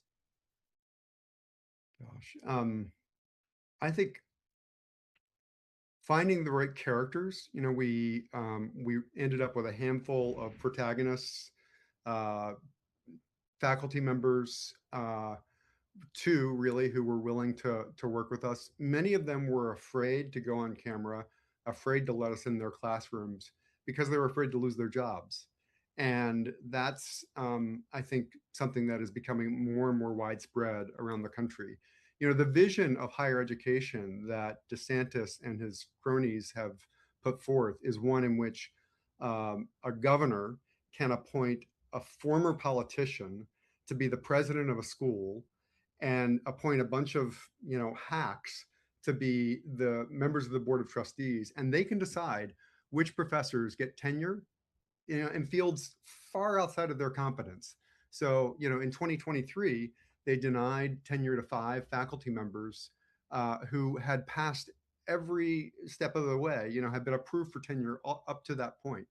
And tenure is really intended to protect faculty from exactly this sort of political pressure, so that they are free to think, free to to publish, and engage with ideas as they know best, because they're experts. Richard Corcoran is not an expert. He himself admitted he couldn't get into New College. He flunked out of college. He had a 0.47 GPA at one point. He got a law degree from Pat Robertson's law school, Regent University, and so he's a politician, and I think this should alarm libertarians, anyone interested in the power of the state to limit what people can think. I think we're seeing this right now in Florida. This is not a New College issue per se, but there's a state-approved textbook in sociology, which was originally a 600-page book, probably a decent standard textbook in sociology. The state has said, well, 400 pages of that can just go. So now there's a 200-page textbook that says virtually nothing about LGBTQ issues, virtually nothing about systemic racism. These ideas that are, sociology is all about understanding systems, social systems, understanding our social world, and how you do that without talking about systemic racism or sexism is beyond me. I mean, really, it is censorship of the kind that we've seen in communist states in the former Soviet Union or North Korea. And I know that sounds hyperbolic to some, but I think it's definitely the direction that we're headed, and I think it should concern people across the political spectrum. Yeah. So first they came from my college. Um, can't buy a ticket to the screening on Saturday, but how can people see this film if they want to? I think there are still tickets for the screening on the 16th. Our website is newcollegefilm.com, and you can go there and find out details about upcoming screenings. We're going to be in 6 festivals in the next 2 months: Boston, San Francisco, Ashland, Oregon, Winston-Salem, North Carolina, and one more that I'm not able to announce yet, but it's a big one I'm really excited about. You can also go on the screenings page. There's a little button where you can request a screening. So we've had dozens and dozens of people from schools all over the country write in and say, please come, show it in our community, show it at our campus. And so I'd encourage people to go there. And please also feel free to donate if you're so moved. We could really use some help to bring our film and our protagonists, who are just amazing people, to campuses and communities all over the country. Harry Hanbury, producer of First They Came From My College, also a New College alum himself, talking about their process for making that film and some of what you would expect to see in that. Again, being screened this weekend, sold out screening at Inzian Theater as part of the Florida Film Festival, a film that's getting some buzz there as it is screened at a number of film festivals across the country. We're going to take a break right now here on Fox 35 News Plus, and we'll be right back.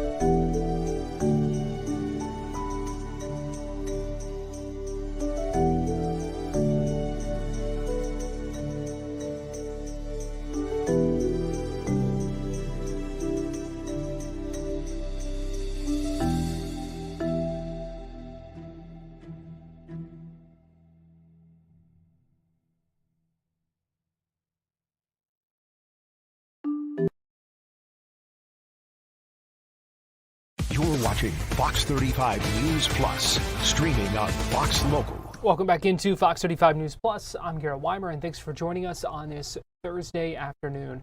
Scary scenes on the baseball field in Morgantown, West Virginia last weekend as a UCF pitcher, Braden Smith, took a line drive to the head. Is again, scary scene. We got an update today when we had the chance to speak with the UCF baseball coach. Gave an update on where things stand, how he's doing now. Here's a little bit of what he had to say at an availability earlier today. Yeah, just with what was going on with him physically, him not being able to get on the plane, just trying to find a way to get him home. Like, that's, to me, I treat all our guys, whether they like it or not, sometimes like my own son, and if that was my own son, that's what I would have done, and the main thing was just to get him home. Why you, though? It could have been anybody. Like I said, to me, that's one of my kids, and I'm going to get him home and make sure it's done myself. We got to drive through mountains and all that stuff, so I'm not going to leave that on anybody else but me. How is he? He's better. So he's as good as you can be from what happened, dealing with facial fracture, concussion, the laceration. He does have a treatment plan, no timetable for return yet, but we're progressing. Do you think it's possible he can return? We haven't even discussed that part yet. I'm just more worried about him being a healthy version of Braden Smith, and we'll see what the next steps are. Just reflect on the weekend, because that happens early on Friday night after the first inning, then to come back and shut the guys out, and then win the entire series. You really outplayed them almost every inning the entire weekend. Reflect on what your guys were able to accomplish. Yeah, I mean, nobody has that on their bingo card to start off the Friday night game, especially to a kid like that. And the mood in the dugout, the vibe in the dugout, obviously was not great. Just basically for the concern for a guy that they all have a lot of respect for and a lot of love for, and Braden Smith. And honestly, like the guy that went in the game, Max Murray, a freshman, was visibly upset in the bullpen. One of our senior guys down there, Kevin Chonavum, kind of got him focused and ready to go do that, and to see that kid deliver I told our guys after the weekend, if you've never been in one and felt what a real super regional on the road feels like, that's what it felt like in Morgantown with the crowd and everything. But to handle all of that and play honestly one of our best games in all three phases on Friday night, great. Saturday, didn't finish the job, but the resiliency and the toughness that we've talked about before with this team showed up on Sunday. And Andrew Williamson starting off with a home run, and Cam Wicker been doing what he's been doing for the last month, and to close that thing out defensively was great to see. Coach, I talked to Deonis Ross and Andrew Williamson in media day just about their leadership as returning players, and they seemed adamant to not let last year's results happen again. What has their leadership meant to you, especially at this point in the season and with how well you guys are doing? Yeah, I think when two of your better players are two of your better leaders, two of your better workers, two of your better people, that makes that a little easier on them, right? Just because of who they are and what they're going to. I think I said it earlier in the year. I don't know in this era of college athletics when it's 30 new guys, I don't know how much carries over year to year, good or bad. It's about what this team does and writes their own story. But to have those two guys leading not only on the field but in the locker room and off the field and everything that we do, couldn't be more proud of those two. Coach, those are obvious factors in what is the difference maker this season with their leadership. But what do you feel like? You already have one more conference win compared to last season. I mean, what really is the difference maker as a whole? We're playing better baseball. You can break that thing down offensively, defensively, the pitching for the most part at the end of games. There's games that you are winning that you have to win in this league, and for the most part, outside of Saturday, we've done that. We've been able to handle going on the road to this point. We've been able to handle the ups and downs of what Big 12 plays, and every single game's a dogfight. You can go through the league, look at the scores, no game's over until the 27th out, and you better be able to handle all that. And this team to this point has shown the toughness and maturity to be able to handle that. How would you describe the belief this team has in itself? I think it's as high as it's been since I've been here, as far as being able to go out there and execute what they're trying to do, what they worked on, take it onto the field. Like, that's one thing to learn it, right, and be able to do it. It's another to go put it on display in the biggest stages, and to this point, this team has done that. Coach, with this team breaking out, what happens now to the rotation? Where do you go? Yeah, I think we have Sauser back. We're not 100% certain on that as of right now, but I think Sauser's back, so we'll move Gray up to Friday. Sauser will slide in Saturday, and because of Wicker's pitch count on Sunday, over 100 pitches, we'll just leave him on Sunday. Coach, you've been with this team through ups and downs. Now, what's the challenge of maintaining the success throughout the season? Yeah, this is a one-week battle. Like, every week's completely different. You got to play this 1 week at a time, and attack each weekend for what it is. Compete at the highest level, play UCF baseball, and figure out what that is, and then move on to the next week. You can talk about the attention or rankings that we're getting. I told our guys those people that think we're good now are the same ones that told us we weren't very good 6 weeks ago. So it's really shouldn't be a concern. You guys have thrived on the road. You just call it like a super regional.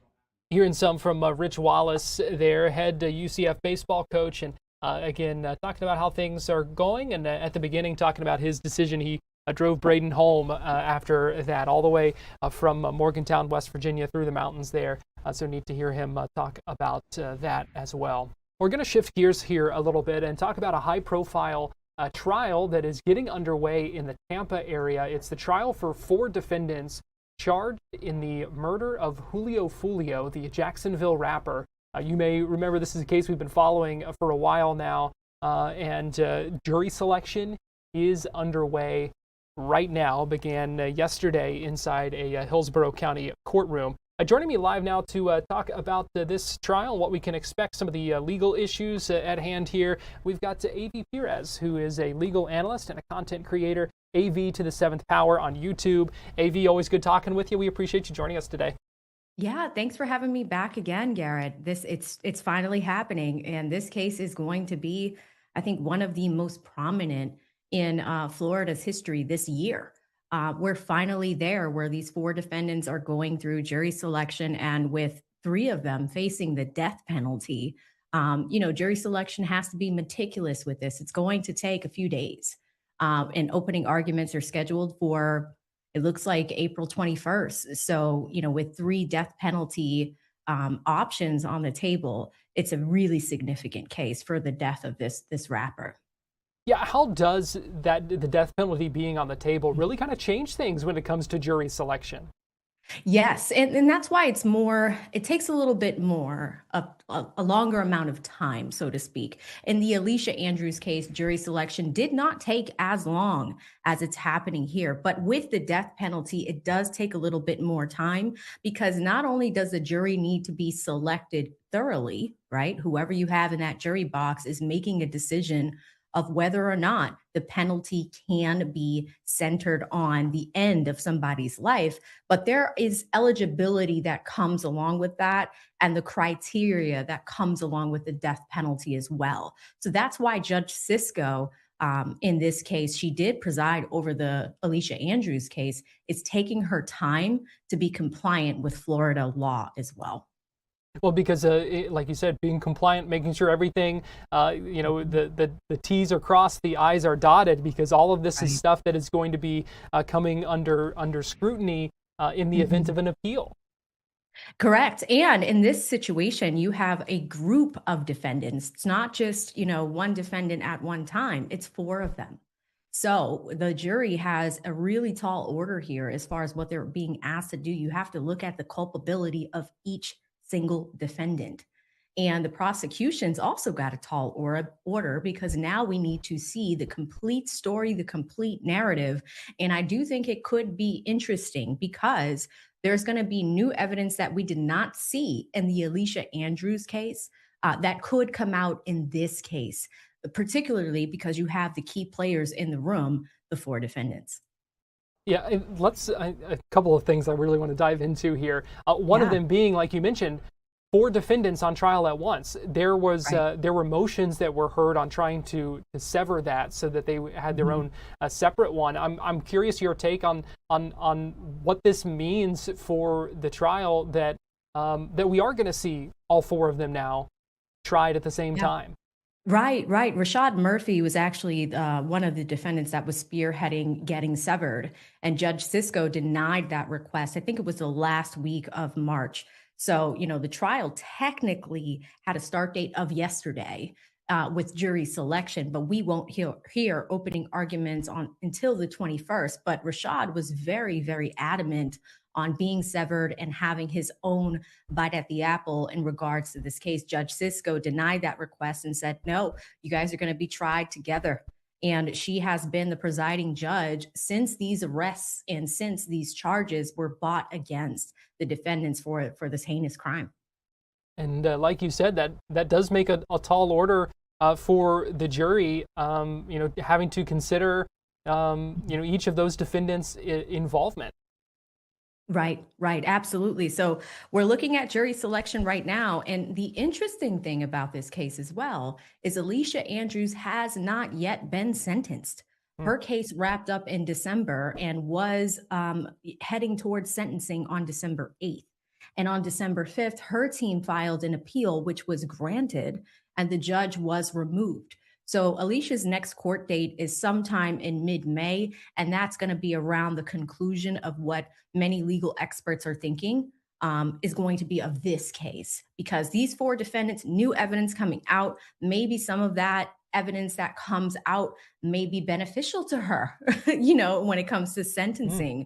So we will see what's going to happen. But I do think in Florida, so many people have eyes on this, in the Tampa area and the Orlando area, and of course, Jacksonville, of course, because the way that this happened with evidence coming from Teslas and, surveillance footage, how do you run away from that? So it's going to be really interesting to see how this trial shakes out. Well, and also the fact that Alicia Andrews already has had her trial, does that also make it harder to find jurors for this case? Yes. And we saw that a little bit with the Adelsons last year and the year before with Donna Adelson down in Florida as well, and Charlie Adelson and the entire Adelson saga is, can you find a fair and impartial jury that has not heard about this matter and that could make a decision to impact their lives with a death penalty? That's what makes this so significant, is that there are it's not just one person facing the death penalty, it's 3. Yeah, that's a good point. So a lot certainly on the line. What will you be watching for as we get ready to prepare for those opening arguments? Still a couple of weeks away, I guess, and watch jury selection, the process continuing. Yeah, so what's unique about this is you have 4 defendants, but now if you're a jury member, you want to hear about how each of these 4 defendants contributed to the death of Julio Fulio. What did Rashad Murphy, one of the cousins, right? What did he do? Davion Murphy, what were his actions that contributed to this? Is there a conspiracy to commit murder in a sense? Sean Gathright, his mother testified in Alicia Andrews' case, and she did mention some things that were not favorable to his guilt or innocence, right? And then on top of that, you also have Isaiah Chance, who actually had a child with Alicia Andrews. So you have all 4 of these key players. While Alicia Andrews was waiting in that vehicle, these are the 4 gunmen. So we need to kind of piece together the story. And what I'm looking for is how the entire pieces of the puzzle come together for the jury this round, because this is the second round at this case. Yeah, and so by the end of this, we should have that complete picture, like you said, of everything and how it all came together, some new evidence that we didn't hear in that first trial. So it's going to be really interesting to see what all comes from this. When just like you, we will be watching it closely. Absolutely. Absolutely. But yeah, looking forward to it. And we're days away. It's going to be a very interesting month of April. No doubt about that. AV Perez, a legal analyst and a content creator with the AV to the 7th Power on YouTube. We appreciate you joining us. Always enjoy chatting with you, and thanks for sharing your perspective with us. Of course. Always happy to be here. We're going to take a break, and we'll be right back.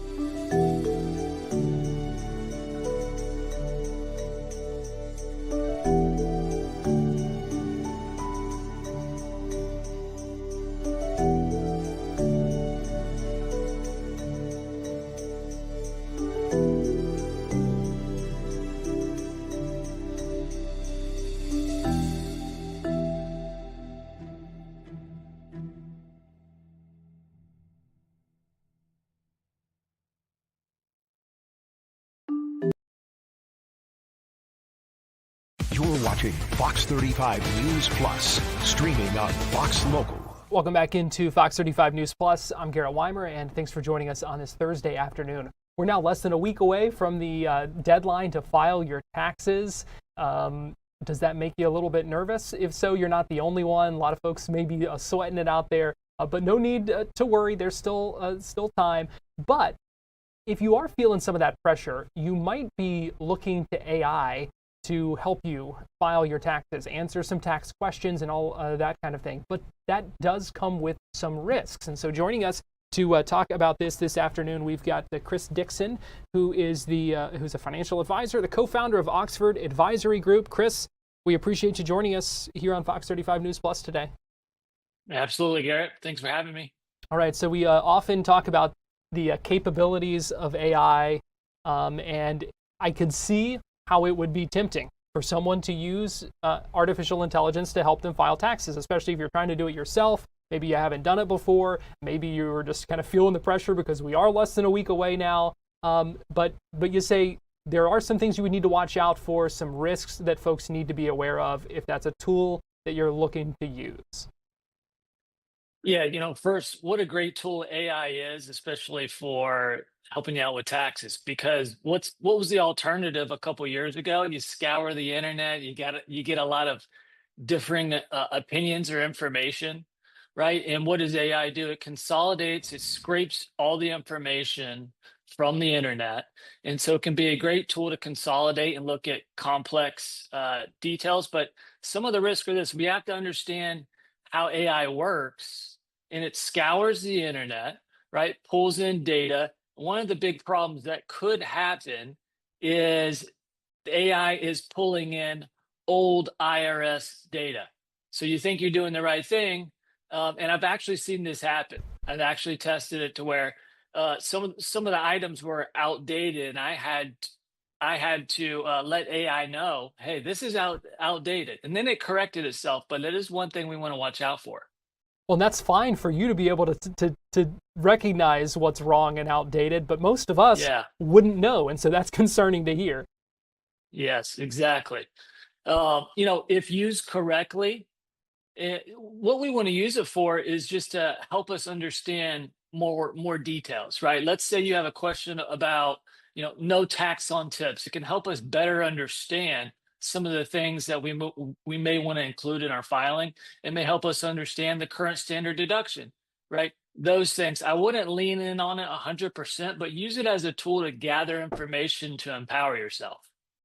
Right, that's good advice there. So there are some ways that we can use it kind of responsibly to help with this, but not something that you want to rely on 100%. You also have to be careful about what information you would plug into, whatever chat GPT or chatbot you might be using. You certainly don't want to put too much personal information in those things. Yeah, all that information is out there. Everything you put in there is out there. And so, taxes, finances here, some of these things can be complex and include very minor details that matter. And so we want to be careful when we're using AI. I would use AI, like I said, for the gathering phase, for the preparation phase, and then take some of those things that you found to your CPA or financial advisor.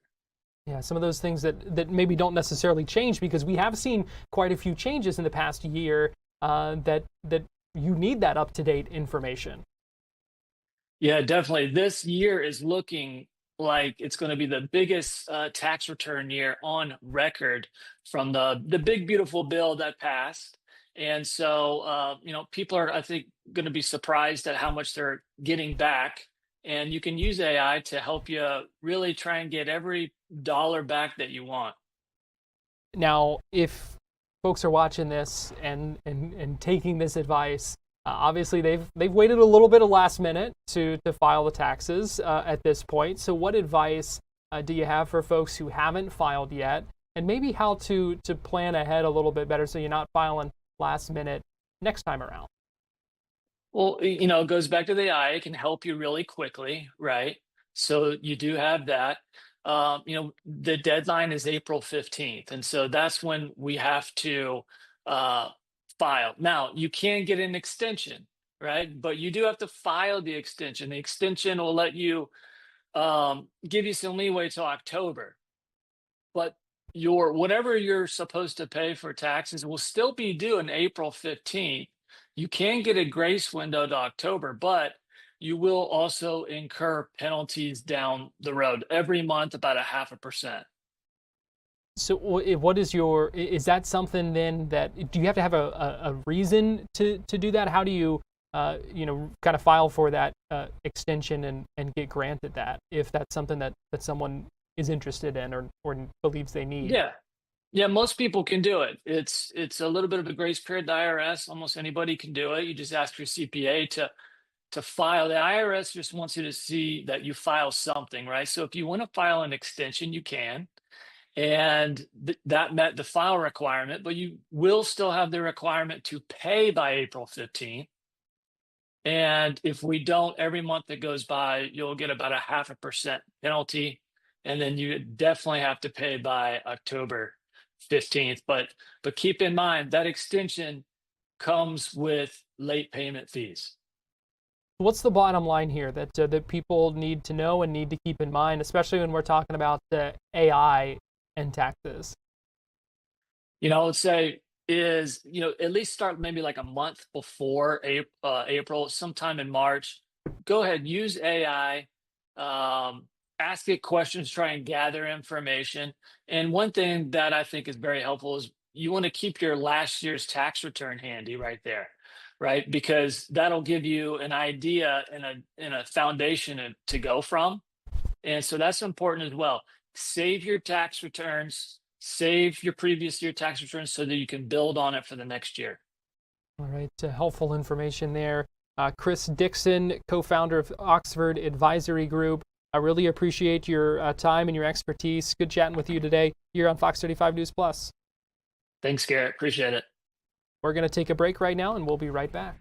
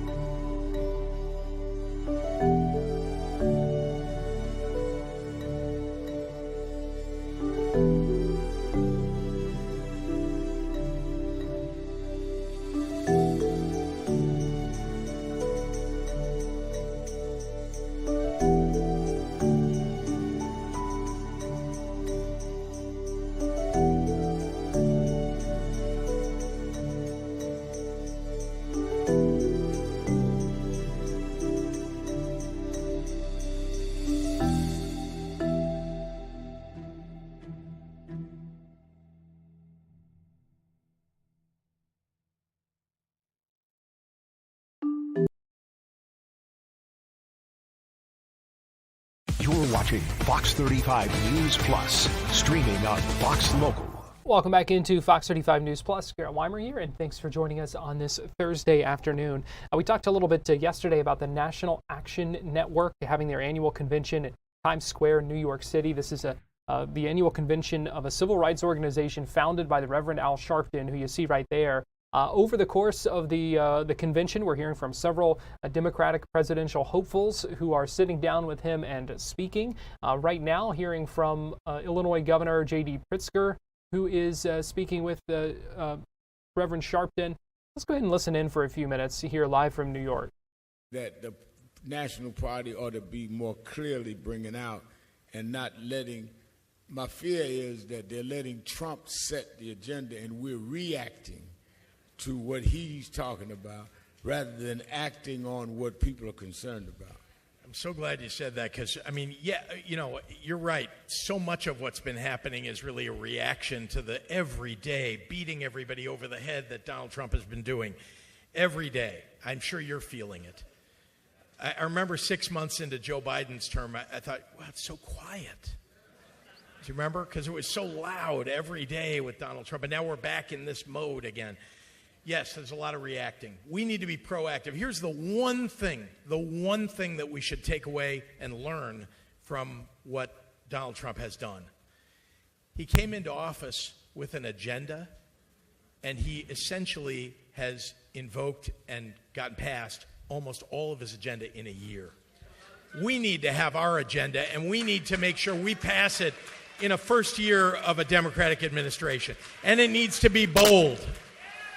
And it needs to include the restoration of voting rights. I want to say proudly that my state has elected more black congressmen and women than any other state in the country. And it should be that we're bragging about a whole bunch of states competing for that.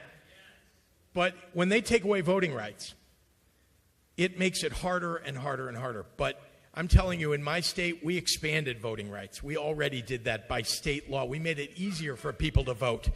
We made it easier for you to vote by mail. You can now check a box when you vote and say, I want to vote by mail every time, and then you have the opportunity to get a ballot in the mail every single time, if that's what makes it easier for you to vote. We have drop boxes. We have tried to make it available to everybody. Voting is perhaps the most important thing that we've got to expand the rights of. But the agenda, and I'll call it Agenda 48, because the 48th president of the United States, who's going to be a Democrat, has got to have an agenda that's bold and gets passed right away. The agenda is going to lead to a Democrat, you say, in the White House in 28. Are you going to be that Democrat?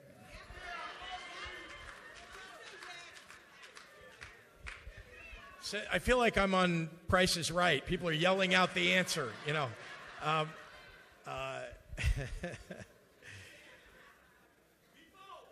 Be bold, he says. First of all, I'm running for re-election as governor right now.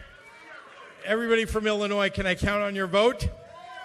All right, I love it. So let me tell you, vitally important to me. I've been involved in every presidential election, one fashion or another, probably since I was an adult and able to vote. I've been involved in some fashion or another. And I'm going to be more involved than ever before in 2028 because we can't lose. And have you looked at, first of all, I mean, we can all look at, the bar has been set real low by the guy in office today. The most corrupt president in my lifetime, and that's saying something because I was alive during Richard Nixon. So we have a pretty good bench. In fact, you've invited so many of them to come right here, and they've been on this stage or they're going to be. So that's my answer. My answer is, I don't know what I'll be doing after. I hope I win re-election after, but I can tell you this, I'm going to fight like hell to elect a Democrat in 2028.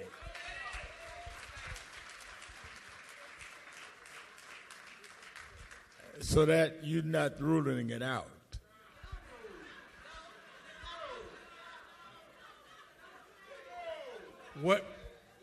Reverend, whatever I decide to do, I really mean this. I start with what's going to be best for the people of the state of Illinois. That really is my number one, it's starting it's my starting point for everything, because I want to make sure that we're advancing the cause of particularly the most vulnerable, the working families of Illinois, the middle class in Illinois. That's who we are as Democrats. That's who I am as a Democrat. I mean, that's, we're the party of the Voting Rights Act, the Civil Rights Act. We're the party of Medicaid, Medicare, Social Security. We need to be fighting to preserve those things, but it was really all about centering on the people who need it most, and the people in my state need help. Whoever is the candidate for the Democratic Party, including you, they will have to face the aftermath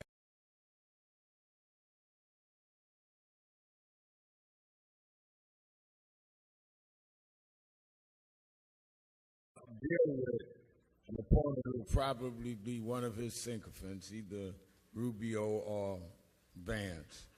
How do we show a vision for the country rather than just going back and forth with brickbats with Trump and his sycophants? Well, Trump isn't going to be on the ballot in 2028. I know he'd like to be, but he's not going to be on the ballot in 2028. He is not.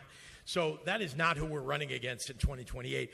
I don't want you to overlook, though, that in 2026 we are battling Donald Trump, and we ought to be fighting him every single day, because every day he's in office, he's taking something away. And every day you let an authoritarian have their way is another day that we are losing power, the people of the United States. So, look, the way you deal with it is start with what is going to lift up the most vulnerable people in our country, what's going to lift up those who've been left out and left behind, what's going to lift up working families across the United States. We ought to be focused and centered on that. That's who we are as Democrats. That is how we win. Talking about the issues, not, as you said, throwing brickbats or calling them names, but rather, what is the agenda going forward? How do we protect people's rights and lift them up so people are earning more money, so people can pay their bills? And by the way, one last thing about this paying the bills thing. We got to not only make sure that people are earning enough and paying their bills, but people can't afford to just take a few days off anymore. We implemented paid leave in my state. People deserve to have the opportunity to take time off and maybe go on vacation. You don't have to go to Timbuktu, but you might be able to get in your car. Oh, these days you can't afford to do that because Donald Trump took us into a war. But you ought to be able to get in your car and drive somewhere and just spend a couple of days with your family. People can't afford to do that anymore. So that has got to be part also of the agenda about fighting for livability is really what I think our agenda needs to be. All right, let's give a hand. Governor of Illinois, J.B. Pritzker.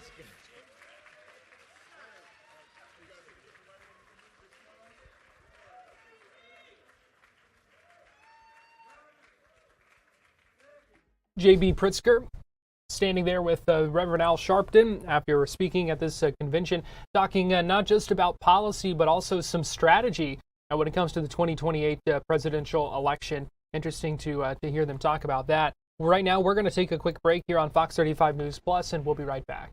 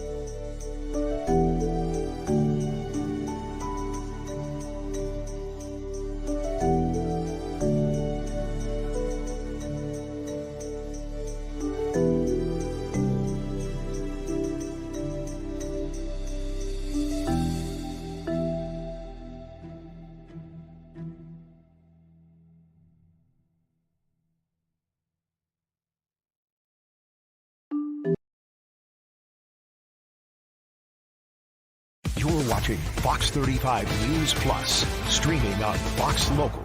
Welcome back into Fox 35 News Plus. I want to take you to this Department of Justice news conference that's going on right now in Atlanta. The FBI and Atlanta Police holding a news conference right now. I know that this isn't happening in Florida right now, but certainly a topic that we can all kind of relate to it as a trend, not just in Georgia, but across the country and in Florida as well.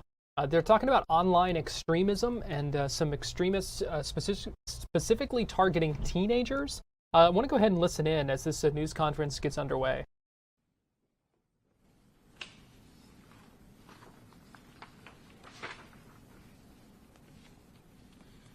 Good afternoon. My name is Sergeant Brian Hill. That's spelled B-R-I-A-N-H-I-L-L.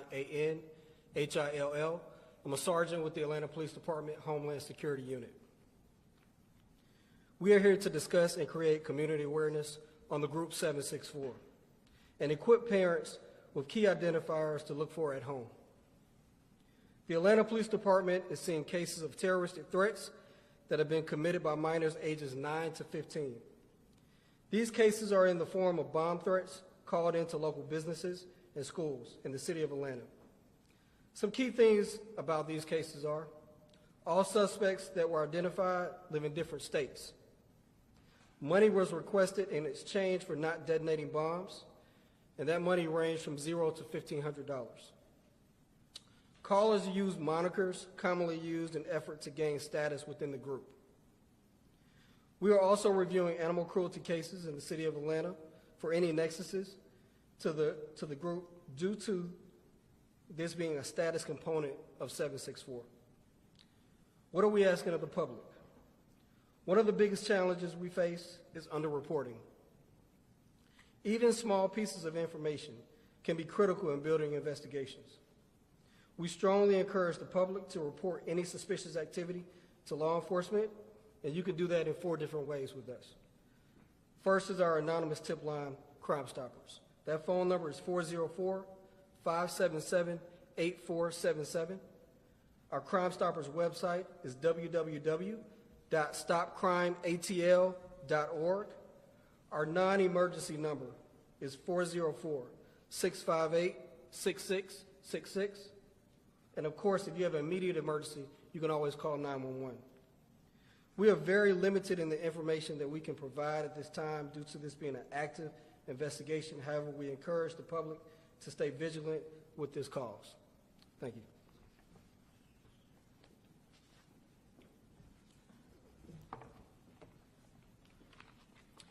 So now I'm just going to briefly provide some tips that your viewers can listen to. So here's what you can do. We urge everyone, especially parents, to be extra vigilant when posting personal photos, videos, or direct messaging online. These images and information can provide bad actors with an abundant supply of content to exploit and alter to use for criminal activities. Look for potential warning signs of self-harm or suicidal thoughts in your children and friends. These include sudden behavioral changes like becoming withdrawn, moody, or irritable, dropping out of activities, sudden changes in appearance. They've recently met a new friend online on an online network and they seem infatuated or even possibly scared of, carving on their skin, openly talking about death, idolization of mass shooting or mass shooters, family pets or other animals being harmed, pets uncharacteristically avoiding or being fearful of your child.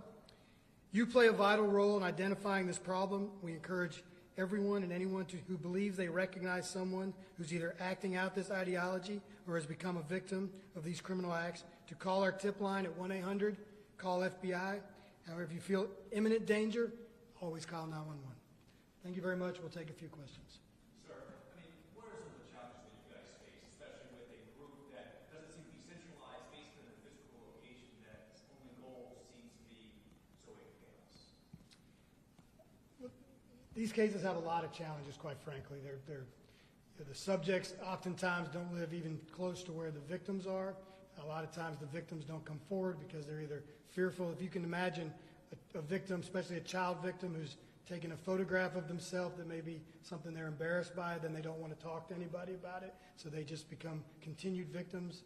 and don't report it, and then we can't, the subject lives somewhere completely away from where the family is. It's just very hard to identify those subjects and even start the investigation to begin with. Chief, what's your message to children who may be being victimized and afraid to come forward? Tell someone you trust.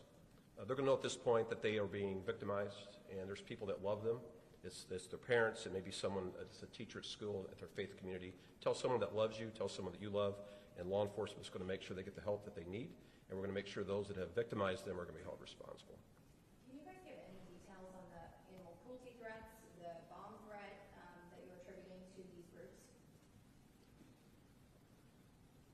Well, with the bomb threats, we can only release that they have been local schools here in Atlanta and local businesses. The animal cruelty cases, we are taking a deeper look. A few weeks ago, I think you guys reported on a dog that was beheaded on a front porch. Once Animal Control did a further investigation into that person and went inside the home, they noticed a moniker, some graffiti on the wall of 764. We took a deeper look into that. It appears to be more closely related to traditional gang graffiti.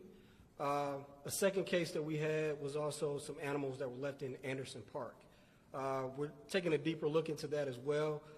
There were multiple animals, a dozen or so, goats, chickens, dogs. They were all beheaded.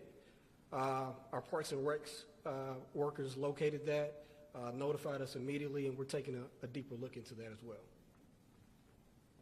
Can you say when you think everything started here in Atlanta, when these groups started infiltrating?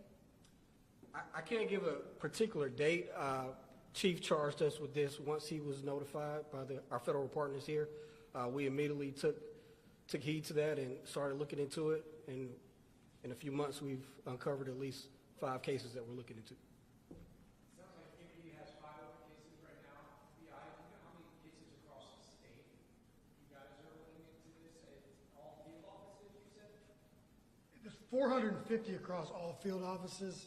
I don't have an exact number across the state, but I can't tell you that it's not just in Metro Atlanta. In fact, these types of cases are quite common in more rural areas, so we have these investigations ongoing at some of our other satellite offices.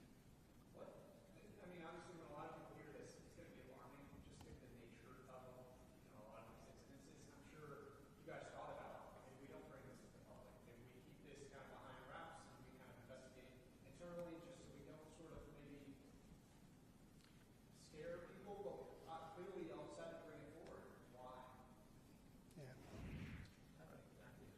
Well, right now, we're keeping our kids safe in the region by asking parents to know where their kids are at night, know where your kids are at curfew time. You need to know what your kids are doing online. And so if we don't share this information in this forum with parents and youth leaders, then they don't have the information to go and check and see who's my child talking to, what information is showing up on the threads, what's on their phone. So safety is everyone's job, not just law enforcement. And so this is why we think it's important for parents to know. And we appreciate the leadership of the FBI. We certainly keep the identities of the victims and the nature of some of the specifics, but the general crime problem, if we don't put it out to the public, it'll be a lot harder to stop it. So I think that's more important. And just in light of some of the things we've seen with teams, whether it be takeovers or what happened at Piedmont Park, we believe any of that is related to 764. No, yeah, we do not. This is a separate. The only commonality is we care about our kids, and we want our kids to be safe, and we don't like them to be victimized. And so the age is the same, but there's no connection between the two. You mentioned that there are a lot of splinter groups, it sounds like. So there's no, leadership hierarchy that you were aware of, or is it? But the original 764 there was, when the founder was arrested, it splintered off into multiple groups. Those are groups, and there is some semblance, but it's not like it was when it originated back in 2021. A couple more questions. Anybody has any? Jonathan? Chief, can I ask you, semi on topic, you mentioned the things that are going on the investigation into what happened at Piedmont Park. We have more events coming up this weekend. Can you update that investigation in any way? And can you also speak to security measures in the park ahead of the Dogwood Festival? Certainly. So the BOLO we put out yesterday, 3 individuals that we want to speak with, we believe have key information on who pulled the triggers in the park. That has been very fruitful. So your broadcast is doing... All right, we're going to take a quick break right now here on Fox 35 News Plus, but we'll be right back.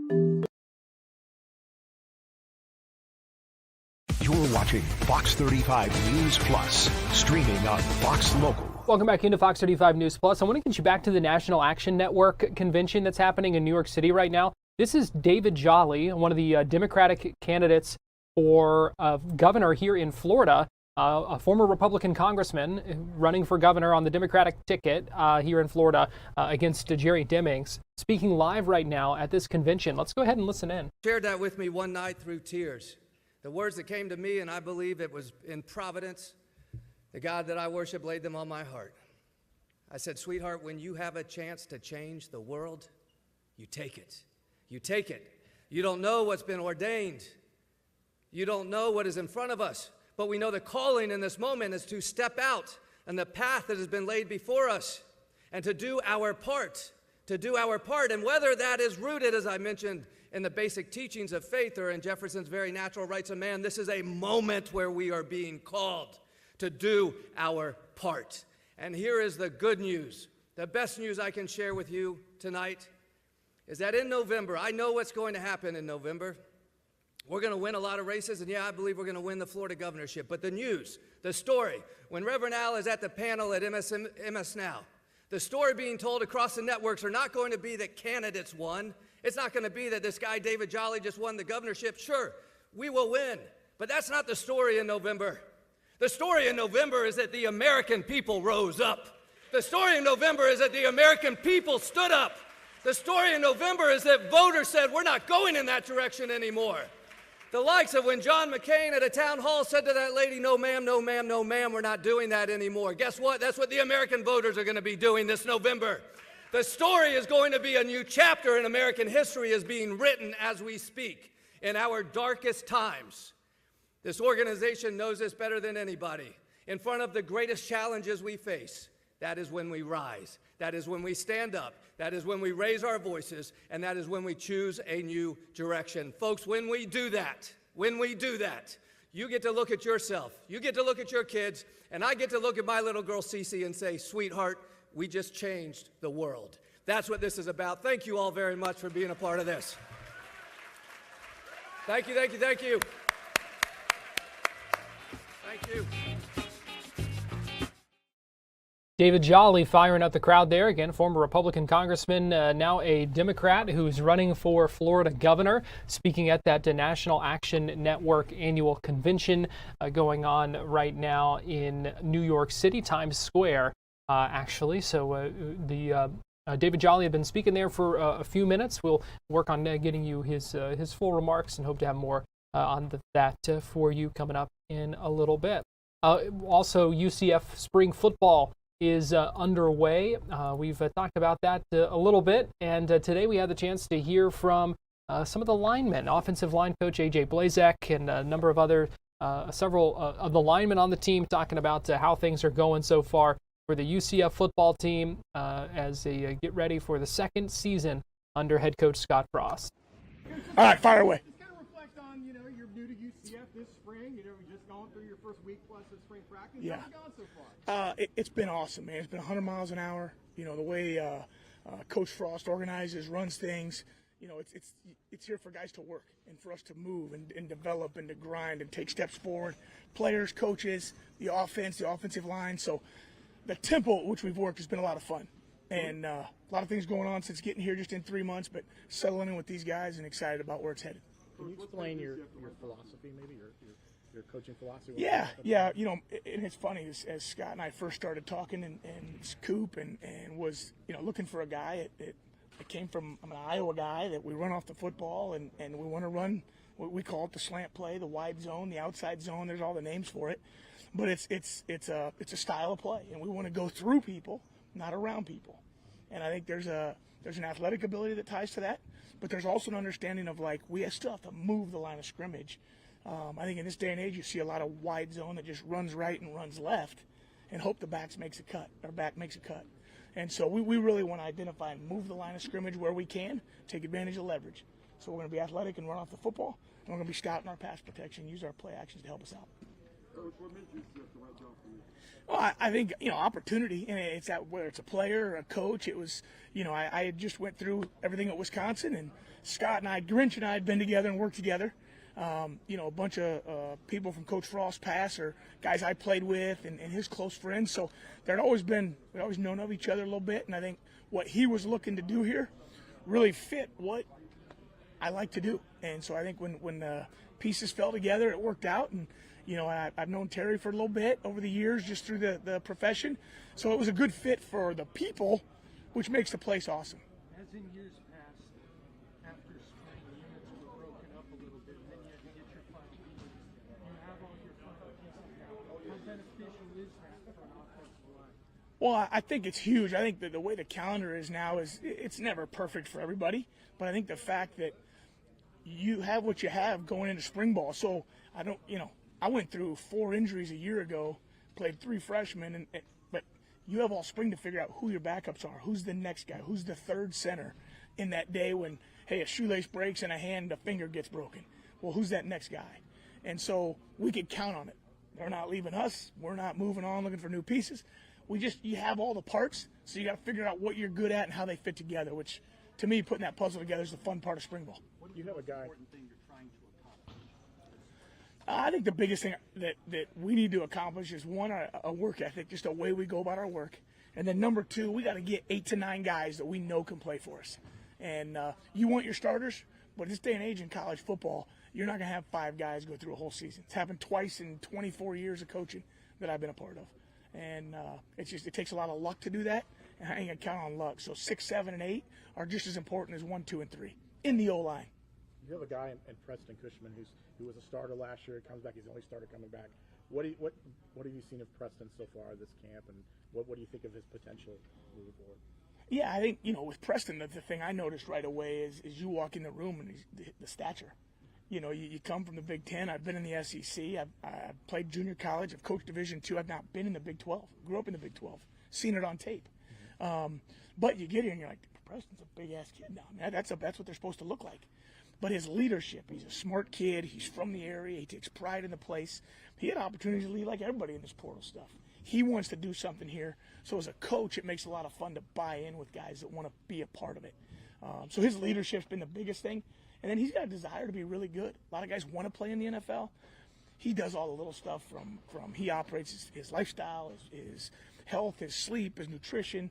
He whatever you give him, he's taking it and listening. So I think that's the biggest thing as an example. He mentioned to us that he talked about what some of the things he learned from you really quickly was about his body language on the field, even a practice field. Yeah. If something happens, he puts his head down or his hands down. How you would get on him about that, maybe more so than the technique. Is that kind of what philosophy is maybe for guys in leadership roles? You do, and I'm different than a lot of coaches. A lot of people, it's easy to coach that third string guy really hard when he screws up. Well, he's a third string guy. He's learning. But you coach the older guys on the really little pieces, those young guys are like, man, I got so much to still learn. Like, they get the coaching and they can grow. Cush can handle it. Meadows can handle it. Those older guys can handle that. And so the detail part with him, everyone else got something different. His is those guys feed off him. If you're going to be the leader, they just look at you. Oh, man, here we go. Or, Cush is nervous. What's he nervous? Why? What am I missing? So they're going to feed off your body language, no different than a coach. And your energy. And if I just come out here and stand all day, they're going to be probably standing around players too. So it's, yeah. Sorry, Coach, center is a competition. Yeah. You bring in Cooper Terpstra out Yep. of the portal from Michigan State. I know that have a ton of experience. And again, Jacob Maeva, who's been here and coming back. Just kind of talk about that competition, what you've seen from those two guys. Well, center, obviously I played it, but it's a different world after my previous. A year ago I went through 4 centers, so I look at the thing completely different. And we have a couple centers, battling, getting all the reps for that starting spot. But it's that next guy. It's Camp Lott, is a position change for a young guy. Has a skill set, needs to learn a lot about the position, but he's soaking it up. But then you also have Connor Meadows played some center for us. Brady Wayburn's playing some center for us because they've got it in their bag of tricks. And so if we're in a game, we're not going to come up short there. Terp is he started, I get 1 official start a year ago, played a good amount off and on throughout the year. So you could see what he knew. He's going to be a 4th-year player next year. That's in his, I think, redshirt junior year. So he's been around a lot of good football. And when we looked at the portal, we tried to find guys that came from good O-line coaches. And there's a bunch of ways to do it. But what we're asking them to do, the skill set's already in them a little bit. The understanding's there a little bit. And I think it's helped all 4 of those guys pick up and move faster. So he's settling in. And then Jacob Maeba is an athletic, like, he's way ahead of what I thought he would be from the way the guys described him. And he's athletic. He is the energy of the O-line. I really feel that at times. So he could be a glue guy that, if all's equal, and he becomes the guy. So as they're battling, that's the fun part for me. It's probably the truest. And our left tackle battle is pretty good. You got Henry's over there, and Owen Spell's having a good spring. Spring football underway at UCF. Meanwhile, I want to give you a live look at a news conference we're expecting to begin here shortly. This is at the FDLE Regional Operations Center in Orlando, where final preparations are underway for a news conference that's supposed to start here in just a few minutes. Looking at Operation Highway Shield, specifically looking at safety of commercial vehicles. So we're talking truck drivers and others on the roads. This was a 4-day statewide enforcement initiative that was really looking at violations, criminal activity, and other threats, they say. We also expect them to be asked about, if not address, a truck driver arrested for DUI in Sumter County on I-75. You may have seen that video of the tractor trailer seen drifting across a number of lanes on I-75 before being pulled over. So we'll be watching and bringing you this news conference coming up in just a few minutes. We're also getting ready to take a break here on Fox 35 News Plus, but we'll be back at the top of the hour. We'll welcome in our TV audience. We're going to check in with Fox 35 Storm Team meteorologist Laurel Blanchard, who's going to break down this new hurricane season forecast that was just released today from Colorado State. So we've got a lot to get to. Keep it right here because we are just getting started. Still have a lot of live streaming news coverage for you here on Fox Local, YouTube, and Facebook. So right now, I'm going to step aside for a quick break, and we will be right back after this.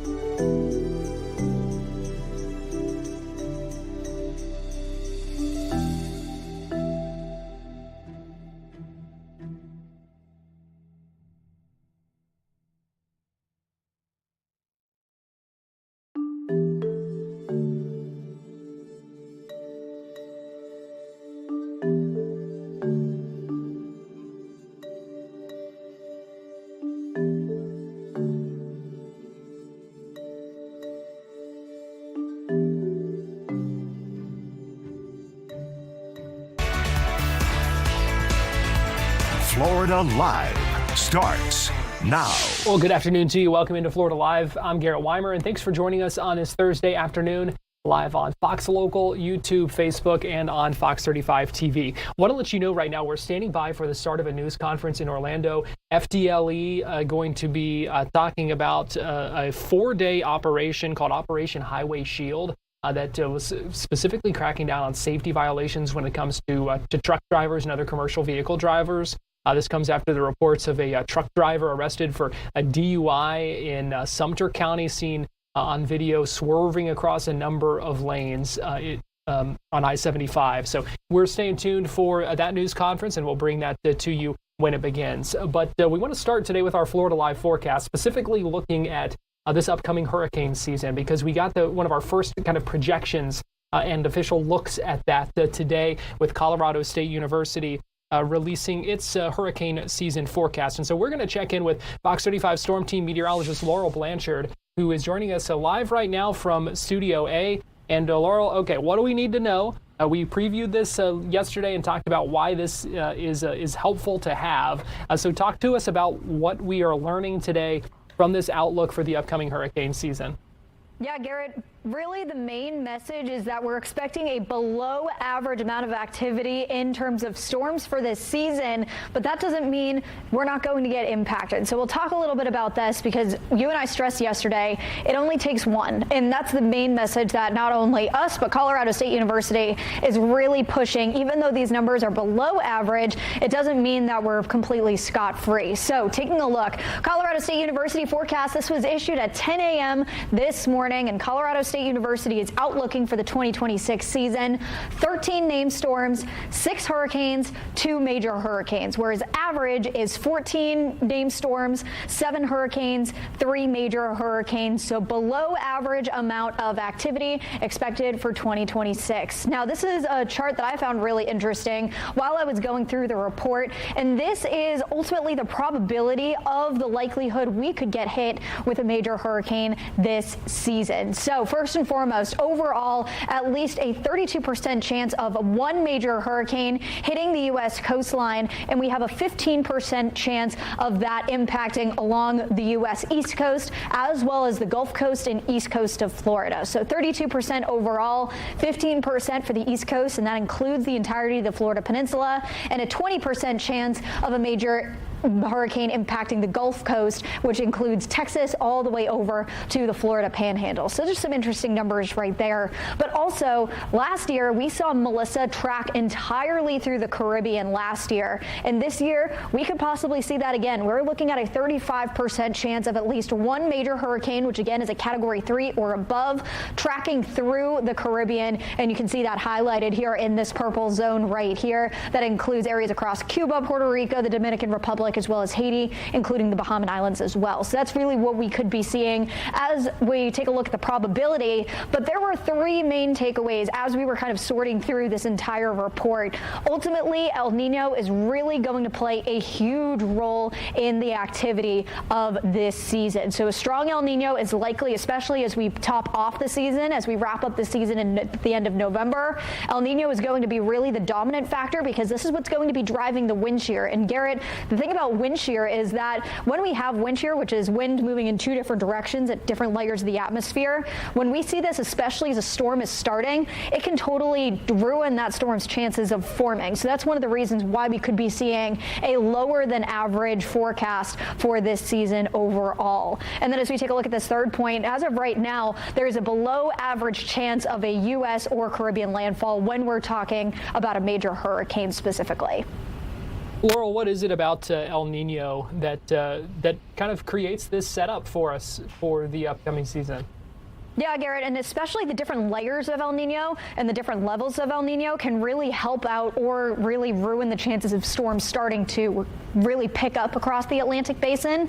But overall, we could possibly be seeing a strong El Nino. So as in comparison to what we saw last year, we were seeing a La Nina neutral phase, but El Nino is kind of the opposite of what we have been seeing, especially from 2 years ago when we had Milton and Helene, and also last year. So what really defines El Nino is really the water in the central equatorial Pacific. So over here, when we have warmer water, and that's going to increase that rising air on the eastern Pacific side. And then also, this is what's going to travel over into the Atlantic and create very hostile upper level winds, which again can totally rip apart a storm as it's starting to form, which again could be a reason why we are seeing that below average chance of seeing that below average activity for this season. But overall, this could lead to more hurricanes, especially in the Pacific. So this could lead to Hawaiian hurricanes, possibly some hurricanes impacting the west coast of Mexico. But it could also lead to a lower chance of that hurricane chance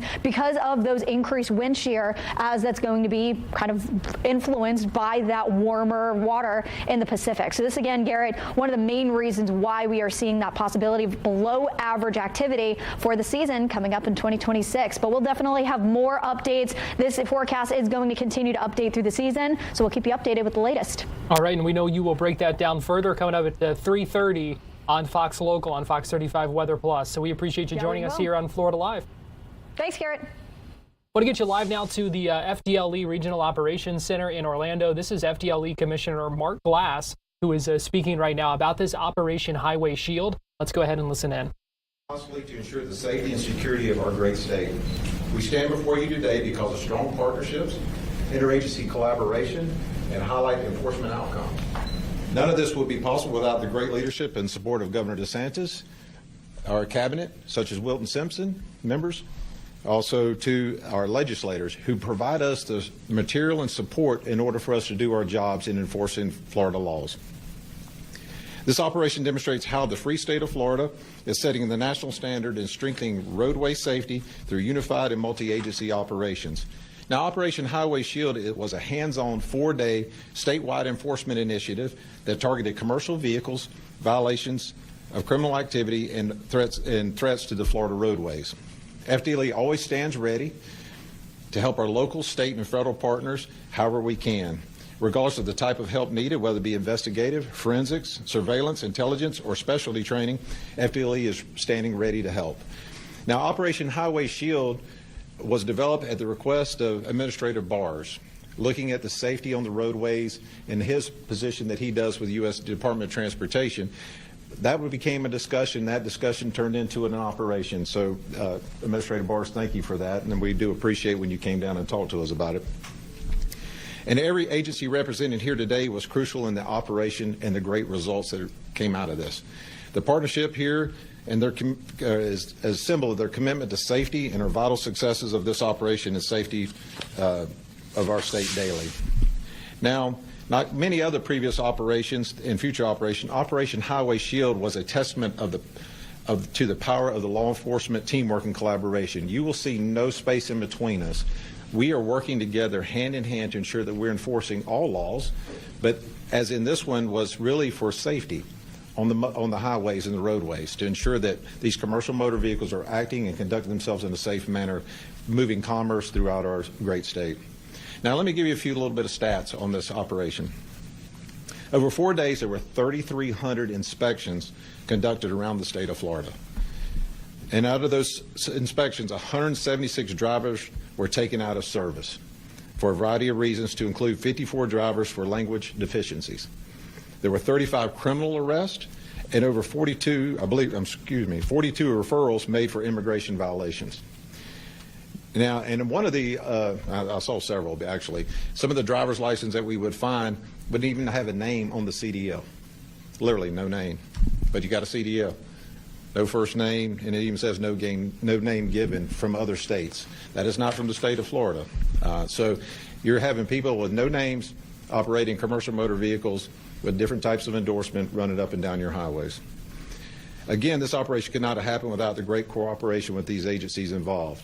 Now, with that, I want to turn it over to Colonel Lee Adams to tell you Department of Agriculture Law Enforcement Services and what their part of the operation was. Lee? Thank you, Mayor. First afternoon, everyone. I'm Colonel Lee Adams, the Director of the Florida Department of Agriculture Office of Agricultural Law Enforcement. And first, I want to thank our state and federal partners for the great success that we had during Operation Shield. I also want to thank Commissioner Wilton Simpson for his leadership and support for all of law enforcement and our mission to protect Florida's people, our communities, and our economy. The Office of Agricultural Law Enforcement is proud to participate in Operation Shield, targeting commercial motor vehicle safety violations, criminal activity, and threats to the Florida transportation network. This operation underscores Florida's leadership in coordinated commercial motor vehicle enforcement and demonstrates how unified multi-agency operations strengthen roadway safety and sets the national standard. Our Operation Highway Shield, OALE, conducted more than 1,600 commercial vehicle inspections across the state, which resulted in numerous arrests from felon with a gun, wanted subjects, people without driver's license, and narcotics as well. These results show exactly why proactive coordinated enforcement matters. When we stop a commercial vehicle, we're not just checking paperwork, we're identifying criminal activity, removing unsafe drivers from the road, and protecting the integrity of Florida's transportation system. But let me be clear, this isn't just 4 days. Ag law works 24 hours a day, 365 days a year at these inspection stations to keeping the roadways safe and our communities safe. Our mission is to protect Florida's agricultural industry, safeguard our food supply, and serve as the first line of defense along Florida's northern border to intercept criminal activity. Our officers are strategically positioned in 23 different agricultural inspection stations on major roadways, giving us the unique ability to intercept criminal activity before it moves deeper into the state. Thanks to Governor Ron DeSantis and Florida legislators, we're currently adding another station on the northern border of Highway 231. That strategic footprint makes our agency a powerful force multiplier to local, state, and federal partners. Operation Highway Shield demonstrates what's possible when agencies work together with a unified command, unified mission, and a clear leadership. Florida has set and will continue to set the standard for law enforcement. And OAE is proud to share shoulder to shoulder with our partners to keep our roadways secure and our communities safe. And I just want to add something to that just for some visibility. As I was explaining to Commissioner Glass earlier, when you have a commercial motor vehicle that comes through transporting, and I'm just going to use a yogurt, that reefer vehicle needs to be at a certain degree for the transportation of that commodity. When it comes through at 74 degrees, and if we didn't stop that, you can only imagine the number of people that would be getting sick just from yogurt being delivered to the stores that we shop at. So this is just one effort that we do every single day, is protecting that food line. With that, I want to turn it over to my friend, Director Kerner.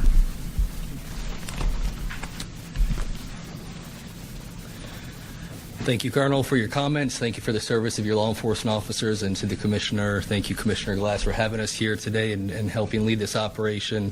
Administrator Barrs, it's an honor to join you here today. Thank you for coming down to recognize the good efforts and good teamwork and cooperation of the whole of government, of state law enforcement in the state of Florida, and of course our DHS partners. Thank you so much for what you do every day with the Florida Highway Patrol.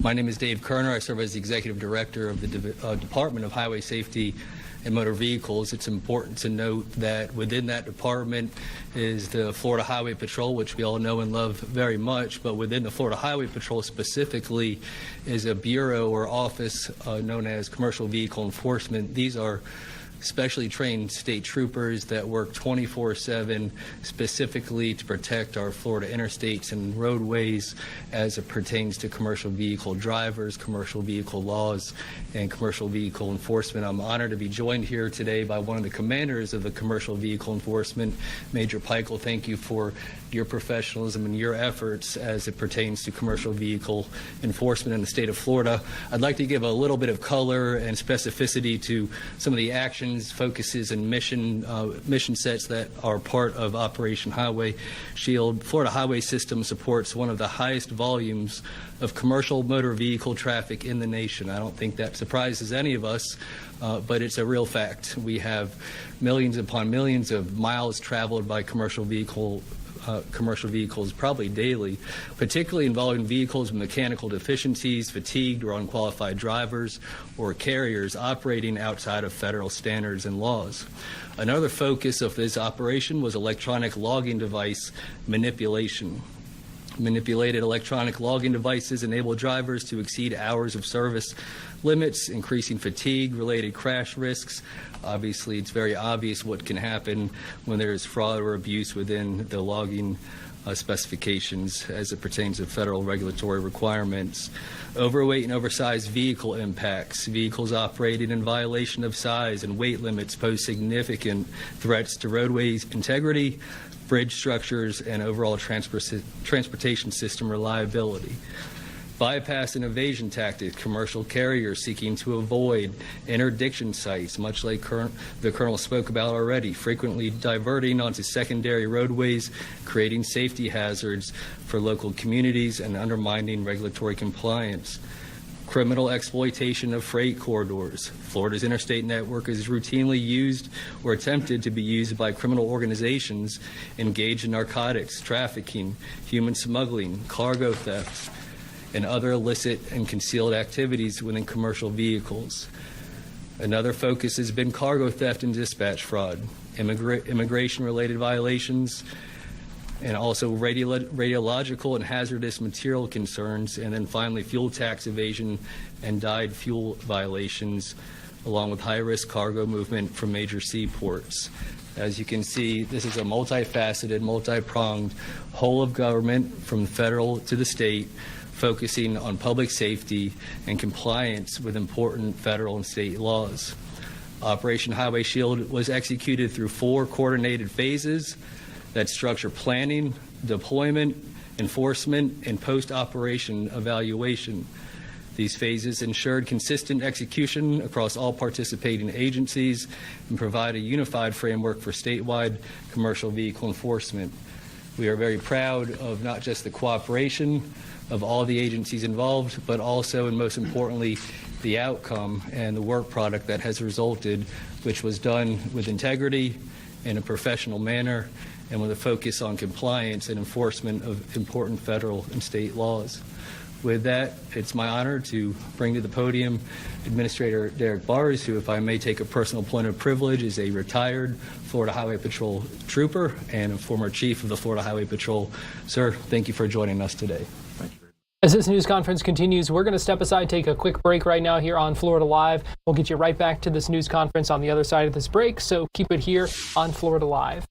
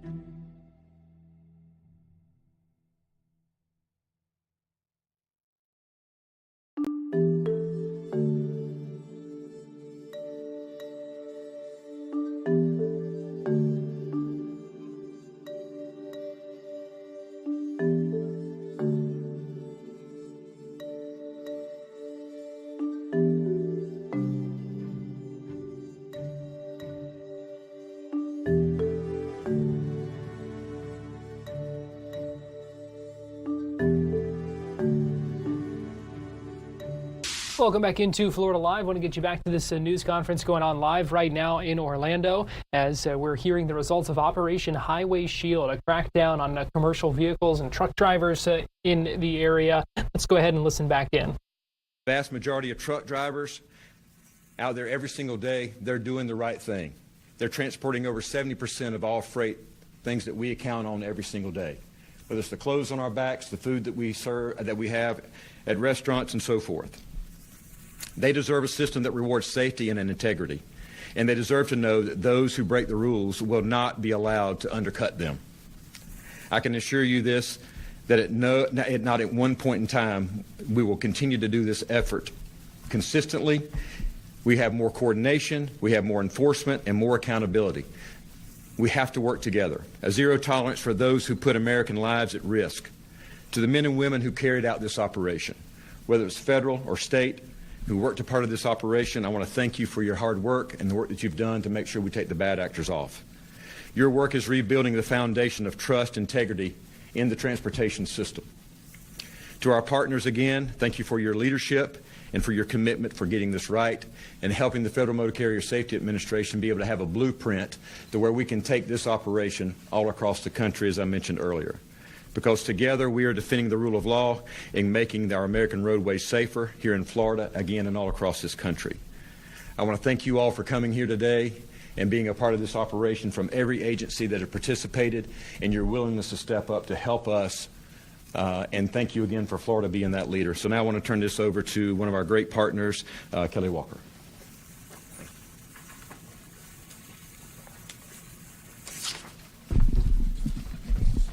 Good afternoon, everybody.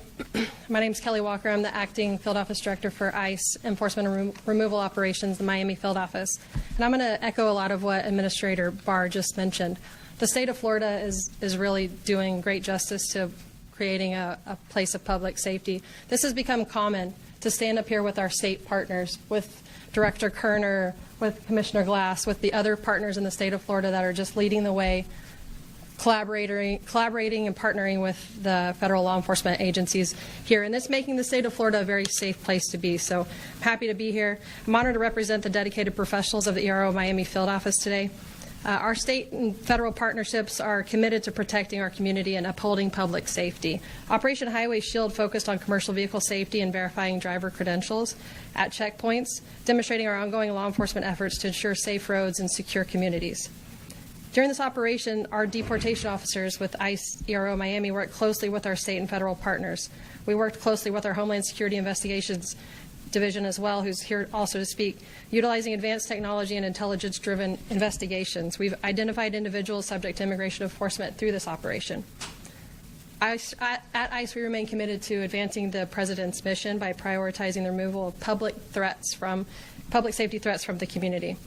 Our officers are dedicated to locating, arresting, and removing the most serious criminal aliens from the United States. This operation resulted in 42 287G referrals to immigration enforcement. This is a successful operation, no doubt, but it's one of many that we've had over the last 14 months here in the state of Florida. We've achieved over 6,000 arrests just this fiscal year with 287G partnerships, which is significant. We are absolutely leading the way across the United States. These partnerships underscore the vital importance of the 287G program. Through the 287G program, we secure our nation. We safeguard those who live in and visit the state of Florida, which is really important to consider.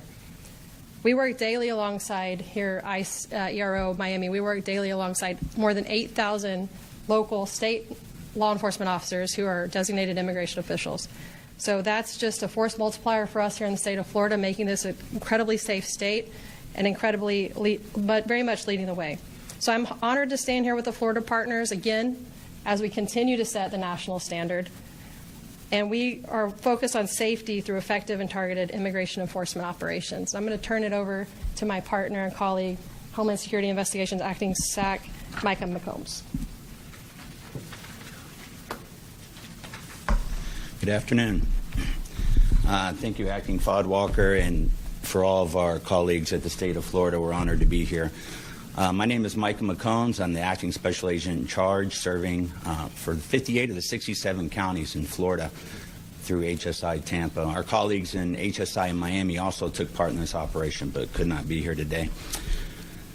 I've had the opportunity to work in a border state where lax commercial motor vehicle enforcement was not the norm. That's not the case here in Florida. So it was refreshing to get the invitation to work alongside this operation, just by its namesake, Operation Highway Shield. The men and women of Homeland Security Investigations investigate all manners of trade, travel, and finance violations.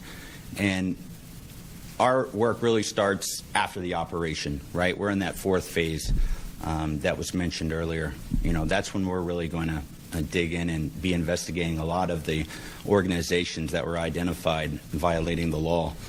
We have South American theft groups, transnational criminal organizations involved in cargo theft, organized retail crime that we're currently taking a look at and will, when merited, open federal investigations on with the United States Attorney's Office in both the middle and northern districts of Florida.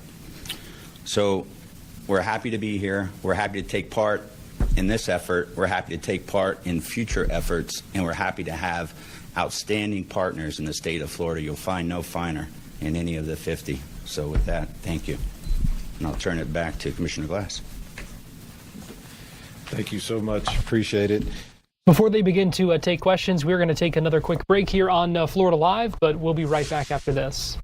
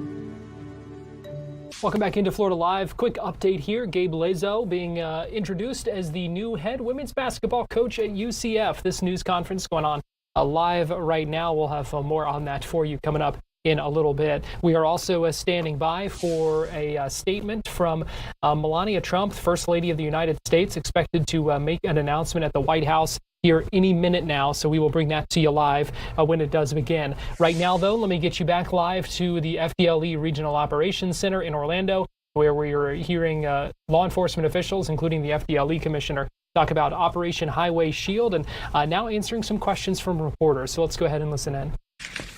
I do not have that specifically, but I can get that to you, sir, after this. Okay.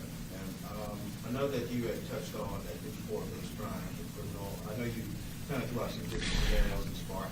Well, it was 54 language deficiency. So one of the blessings that happened there was our USDOT partners were there, and they were able to do roadside language tests right there without having to wait and go prolonging for that for the driver.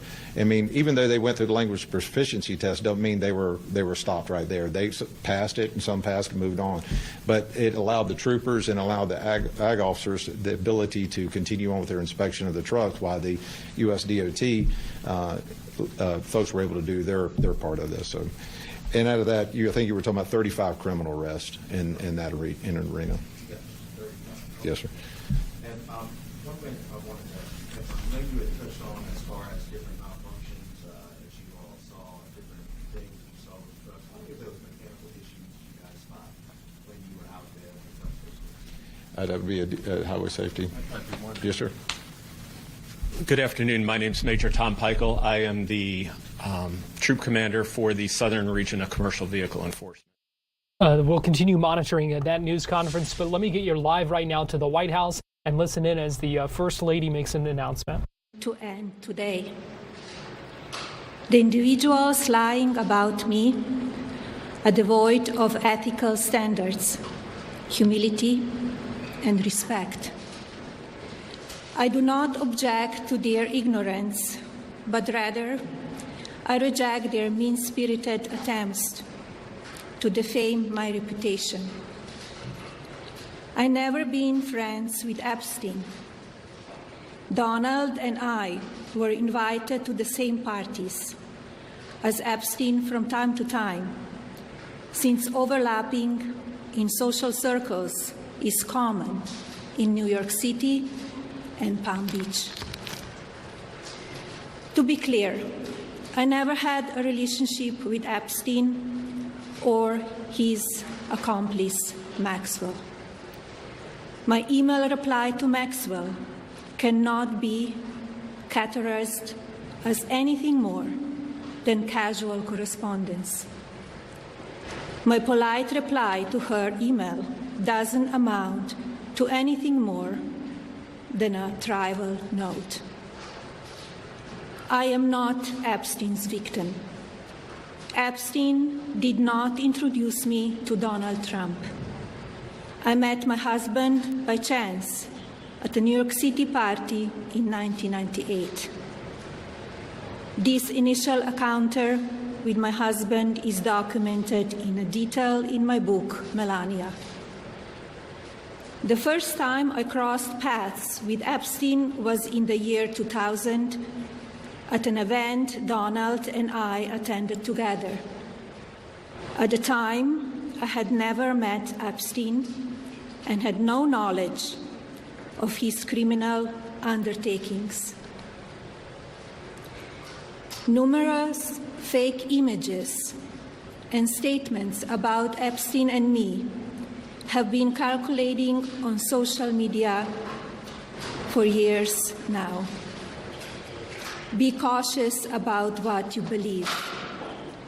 These images and stories are completely false. I'm not a witness or a named witness in connection with any of Epstein's crimes. My name has never appeared in court documents, depositions, victim statements, or FBI interviews surrounding the Epstein matter. I have never had any knowledge of Epstein abuse of his victims. I was never involved in any capacity. I was not a participant, was never on Epstein's plane, and never visited his private island. I have never been legally accused or convinced of a crime in connection with Epstein's sex trafficking, abuse of minors, and other repulsive behavior. The false smears about me from mean-spirited and politically motivated individuals and entities looking to cause damage to my good name, to gain financially and climb politically, must stop. My attorneys and I have fought these unfounded and baseless lies with success and will continue to maintain my sound reputation without hesitation. To date, several individuals and companies have been legally obligated to publicly apologize and retract their lies about me, such as Daily Beast, James Carville, and HarperCollins, UK. Now is the time for Congress to act. Epstein was not alone. Several prominent male executives resigned from their powerful positions after this matter became widely politicized. Of course, this doesn't amount to guilt, but we still must work openly and transparently to uncover the truth. I call on Congress to provide the women who have been victimized by Epstein with a public hearing specifically centered around the survivors. Give these victims their opportunity to testify under oath in front of Congress with the power of sworn testimony. Each and every woman should have her day to tell her story in public if she wishes, and then her testimony should be permanently entered into the congressional record. Then, and only then, we will have the truth. Thank you. Secretary Lutnick to continue serving.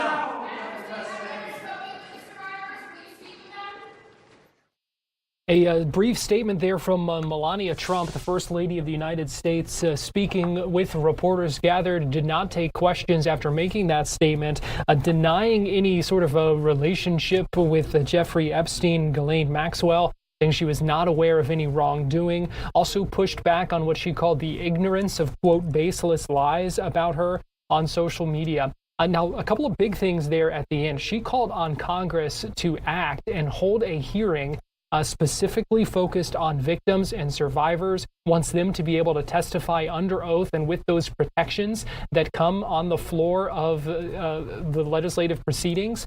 So she called for a hearing for the victims and said this has become a politicized issue, but wants everyone to work together to uncover the truth. So big statement there from First Lady Melania Trump speaking at the White House there live. Right now, we're going to take a break here on Florida Live, but we'll be right back with more on the other side. So keep it here on Florida Live.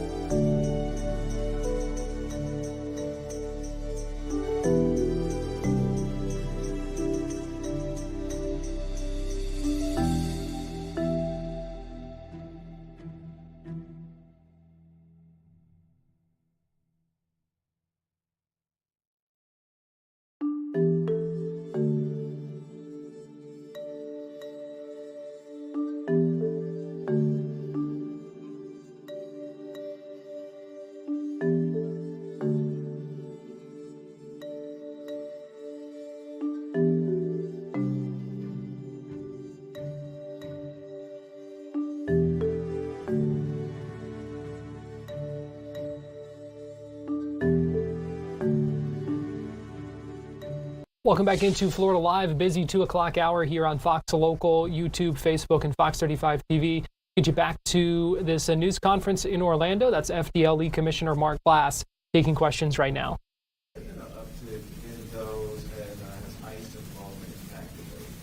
Well, none like ICE. Kelly? The answer to that question is yes. I mean, there's a significant uptick with our administrative priorities and the state of Florida's partnerships. We are leading the country in this field office for immigration enforcement. And just on an everyday basis where we get called in to support operations here, that doesn't necessarily happen before 14 months ago. So I think what we've developed here with our partnerships, federal and state, at the federal and state level, there is no better place to to live, to work, to be safe, to feel a community than here in the state of Florida because of this law enforcement engagement. So I think that answers the question. Was there a second part of the question that I missed, though? No, not really. Okay. So, and add value to that. So remember I was telling you no first name, no name given, all that stuff? That's coming from a certain state on the West Coast. Okay, so these are people that didn't give a name at all, they got a CDL. So, I mean, that's what you're seeing. You're seeing some activity in certain states that are issuing driver's license that shouldn't be issuing driver's license to people that don't have the proper documents. So, any more questions? Go as west as you can without going in the water and driving a boat. Move to California. So, thank you so much for your time. Thank you for being here at FDLE OROC. That news conference wrapping up right now. Let's go ahead and get you to UCF, where Gabe Lazo, the new women's head basketball coach, is answering some questions and continuing to speak at his introductory press conference. Let's listen into this. By the way, Jesse's going to laugh back there. I hate the word recruiter. I hate it. I think it's such a transactional word. I'm a connector. I'm about transformational relationships. And some people are going to say, oh, he's an old used car salesman, but it's not about that. It's about being honest, right, and really caring for people. And when they come, you push them. Discipline is the biggest form of love. And that's how it's going to be. When I'm on the court, you're going to see it. When you watch me coach, you're going to say, wow, this guy's loud and he's energetic. But that's what it is. It ain't going to change. Don't make me cry, brother. Coach, you were kind of known as the defensive coordinator back when you were at Mississippi State, and looking back to your time under McCombs, your defenses were quite among the class of the country. Can you talk about your defensive philosophy and how you kind of bring that here to UCF? Yeah. I mean, I believe defensively you can. It's a controllable. It's not a skill set. It's a mindset. So definitely I put a lot of energy into what you can control, right? How do you communicate? How physical are you willing to be? How hard are you willing to move? And those are all controllables. Offensively, at the end of the day, we can draw up great plays, but if they have an open shot and they miss it, I can't get mad at them for that. It's an open shot. She missed a shot. Let's go rebound the ball, though. Let's go try to get the rebound. Depending on our roster, I would love to pressure, and be aggressive. Not trap all over the place. I'm not big on, just giving people easy looks. But we are going to pressure. We are going to, get in great shape in order to play that way defensively. But, yeah, always a lot of pressure on the ball. We want to dictate and disrupt. And then we want to rebound and run. And we're going to run. We're going to run. I'll repeat that to you later on. I got you, my man. Appreciate you, Coach. One more question for Coach Gabe. Yeah, Coach, I was going to ask you if you had a particular slogan, but then you dropped those 4 words there that, kind of nailed it pretty well. But you mentioned blue-collar basketball and trying to make a difference there. If there was a particular slogan or kind of mantra, for lack of a better word, for your style, what would you say that is? As far as a slogan? Yeah. I would always tell them, your defense always will travel with you. So always pack it up. Always. You can always take you can take your defense anywhere in the country. But sometimes you're not going to hit shots. So that's what I always used to say to them. I mean, I haven't been a head coach in some time, but I would say make sure you pack up that defense and pack it up, baby. We need it. Hey, I'm fired up. Well, I'm fired up, I'm brother. fired Thank up. you. Let's give it up Thank for you. Coach Gay. Thank you. UCF's newest women's basketball coach. Can't wait to see what he's got in store in 2026 in the fall. Thank you guys so much for coming out and being a part of this special day for Coach Gabe. Thanks so much. Go Knights! So an exciting announcement, an introductory press conference there at the University of Central Florida as they introduced Coach Gabe, the new head coach of the UCF women's basketball team, the 14th head coach in program history, and the second male coach in program history. We heard from the director of athletics, Terry Mahajer, saying that he's a proven competitor and also has deep Florida roots as well. One interesting note about his hiring is that we've seen reports that he had originally agreed to be an assistant coach under Kim Mulkey at LSU before ending up resigning that position and then accepting the job with UCF. This is going to be his first time as a head coach. He spent the last 2 seasons as an assistant with Tennessee. He also spent 2 years at Mississippi State as their associate head coach. So UCF looking to take a step forward and prove things in the conference. They went 3-15 against Big 12 opponents last season. So some room for improvement and an exciting new era ahead for the UCF women's basketball program. Well, you also saw me show this image here. This is a live look in Bradenton right now where we're expecting to hear from the state CFO, Blaise Ngolia, who in that role is also a state fire marshal, expected to speak at a news conference around 3 o'clock in Bradenton. And so we'll be bringing that to you in our next half hour of Fox 35 News Plus live on Fox Local and our other digital platforms. So we'll be staying tuned for that. Just a couple of days ago, he was in Central Florida, also at a fire station where he was giving some grant funding to help with first responder safety and a number of other things as well. So that is another thing that we are watching, and we'll bring that to you coming up shortly. Right now, we're going to take our final break here on Florida Live, and we'll be right back.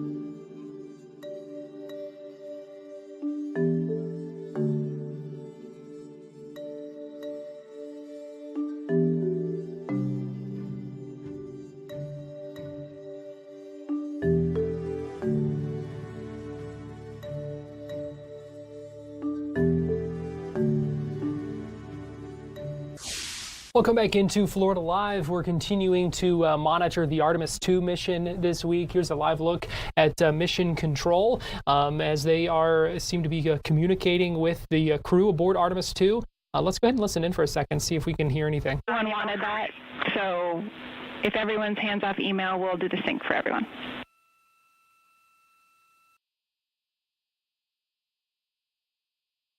Copy and thank you.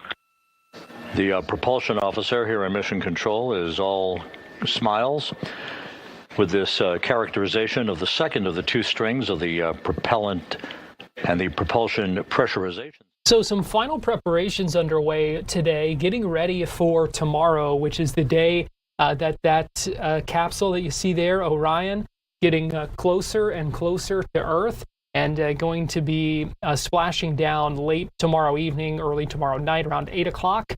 Off the coast of California. So we'll have a special splashdown coverage for you on Fox Local. Right now, though, it's time now for our Tampa Connection, where we take a look at some of the big stories in the Bay Area. Going to bring in Fox 13 senior content producer Nancy Gay, joining us live now from Tampa. Nancy, good afternoon. Good afternoon, Garrett. Well, a chaotic scene on I-275 near the Sunshine Skyway rest area in Manatee County landed two men in jail in what deputies are calling a road rage incident. Now, what's crazy about this is the entire thing was caught on camera. State troopers say everything started just before 8:30 on Wednesday morning in the southbound lanes of I-275. Investigators say Gary Thompson was driving a white Chevy Silverado recklessly when he sideswiped a white Dodge Ram. According to the Florida Highway Patrol, both trucks came to an abrupt stop after the collision and both drivers got out. That is when troopers say the driver of the Dodge Ram, that's Paul Shannon, pulled out a gun and forced Thompson to the ground at gunpoint. That was some of the video you were just looking at up on your screen. Now, this incident was captured by a bystander. Both men are now facing charges. Shannon was arrested for aggravated assault with a deadly weapon, and Thompson was charged with DUI and refusing to submit to a chemical test. Both men were booked into the Manatee County Jail. Now, the Florida Highway Patrol is using this as an opportunity to remind people that if they see a reckless driver or find themselves in a road rage situation, they need to call 911 or star FHP immediately. Officials say you should always create distance to stay safe and never escalate the situation yourself. Garrett? Scary situation to see there. We see situations get out of hand far too often on the roadways, that is for sure. All right, now talk to us about some of the work that's going on at TPA. Yeah, so Tampa International's main terminal, this is on the second floor where the ticketing counters are. It's getting a major overhaul. The Hillsborough County Aviation Authority recently approved a $25 million contract to begin this massive renovation. Airport officials say the way we travel has changed and the building needs to catch up. The project aims to maximize space for all 22 airlines currently operating at Tampa International Airport. And to make this happen, crews will move existing airline offices to a new location, opening up the floor plan to create more room for passengers to line up. When the work is finished, travelers can expect more check-in kiosks and additional ticket counters to help speed up the process. The goal is to provide more points of contact for passengers while maintaining the convenience Tampa International Airport is known for. Construction on this project is scheduled to begin sometime in 2027 and is expected to wrap up by 2029. Garrett? And finally in our Tampa Connection today, getting a pretty cool look at a piece of history. Yeah, this is really neat. NASA's Super Guppy aircraft is going to be the star of the show at the Sun and Fun that is coming up next week in Lakeland. And while this looks unusual, this plane has a legendary pedigree dating all the way back to the 1960s when its predecessors hauled rocket stages for the Apollo missions. It's a true Frankenstein of aviation. The engines come from a P-3 Orion, the propellers are from a C-130, and the nose gear is actually a Boeing 747. part installed backward to allow the entire front of the plane to swing open for cargo. Now, there are only 4 of these aircraft left in the world, and this specific Guppy is the largest volume cargo transporter on the planet. Its current mission is just as critical as its past. After leaving Lakeland, this crew will head to California to pick up Artemis astronauts and fly them home to Houston. Visitors at the Lakeland Linder International Airport will get a rare chance to see the Super Guppy up close and even look inside, provided that this weather stays clear. The Sun and Fun Aerospace Expo officially kicks off next Tuesday, that is April 14th, and runs through April 19th. Garrett? Well, that is certainly not something you get to see every day. Yeah, that's true. You definitely don't get to see it every day. And it's so cool. It's so unusual, but also just knowing the history and the history of its predecessors tied in with the Apollo missions and what it'll be doing to help with the Artemis 2 astronauts. So it is something incredible, and it's really neat that it will be at the Sun and Fun Expo next week in Lakeland. Yeah, that's really cool. Nancy Gay, Fox 13 senior content producer. We appreciate you joining us for our Tampa connection. Thank you. And speaking of Artemis, to give you a live look right now, you're seeing a split screen from Mission Control at Johnson Space Center in Houston. Again, the final day, the final full day of that mission. The 4 astronauts getting closer to Earth, about more than 100,000 miles away still right now, but they will be getting close.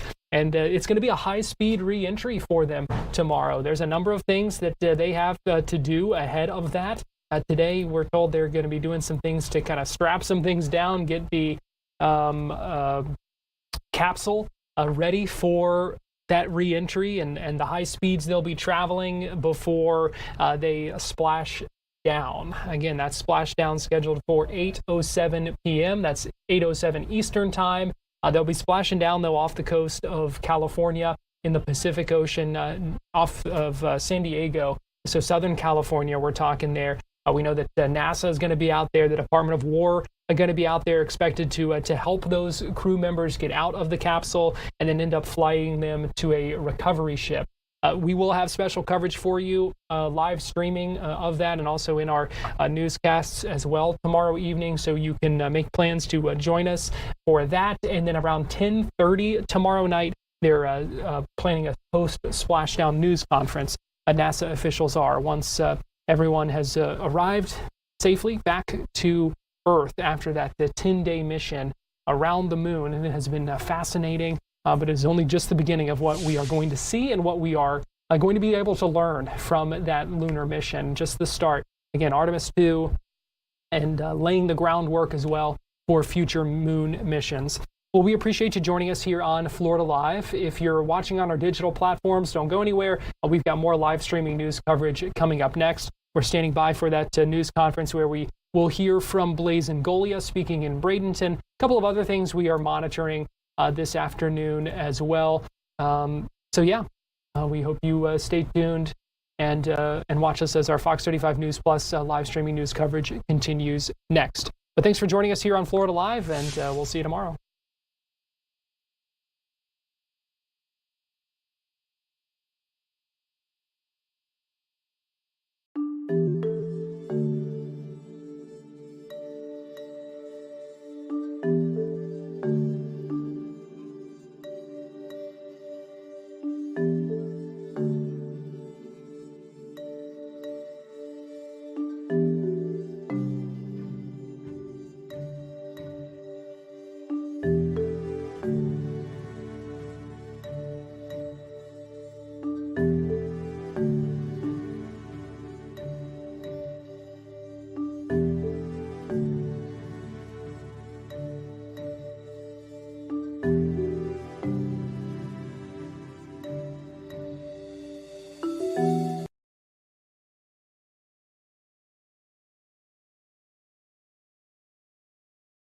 You're watching Fox 35 News Plus, streaming on Fox Local. Welcome back into Fox 35 News Plus. CFO Blaise Ngolia just walked into the room here, this news conference about to get underway live in Bradenton. So let's go ahead and listen in as it begins. District 72, Lakewood Ranch. Today we have a very important presentation. We have money coming back to all of our districts. So these are very important times. Hopefully, in the very near future, we'll be able to do this again after we get the budget done. So that, of course, that's a priority for all of us. But with that, again, I'd like to welcome you. And with that, I'm going to turn it over to Senator Boyd. Thank you, sir. Thanks, Representative. And thank you all again as well for being here. It's a big day. I wanted to have the privilege, or get the privilege, of introducing my friend, Chief Blaise Ngolia. We've served for quite a while in the legislature together. We've had a great time doing it, and thrilled to have him in this position. But most importantly, thanks for your commitment to the fire service, to these men and women that protect us every day and run in when we run out. And I know you're bringing some love today, and we're very grateful for that. So thank you for being here. Thank you for what you're going to do for our community, and then community a little bit east of us that's somewhat important to the President of the Senate. So thank you very much. Appreciate it. Thank Blaise you. Ngolia.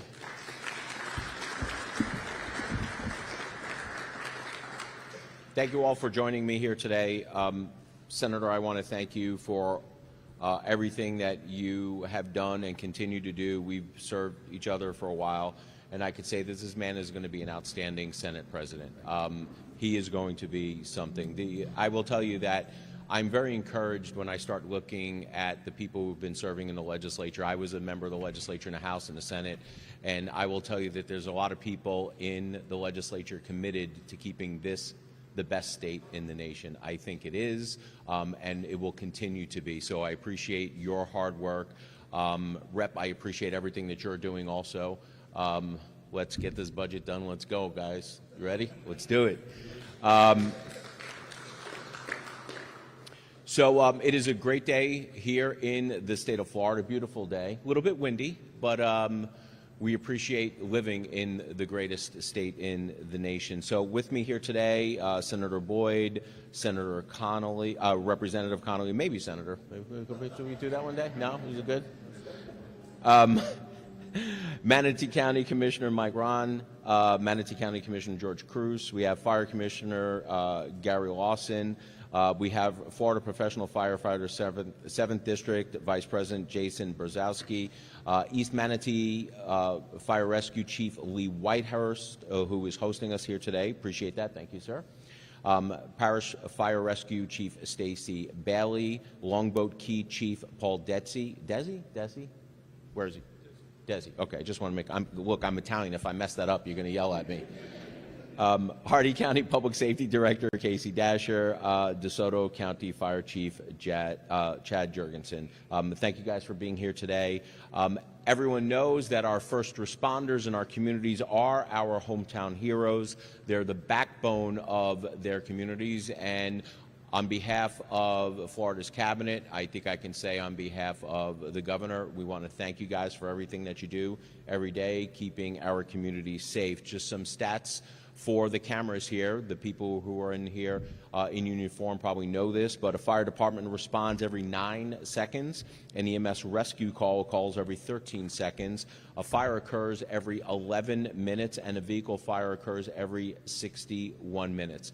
I will say this, I say this every stop, and I will continue to say this, that Florida is fortunate to have the very best firefighters in the nation right here in our backyard.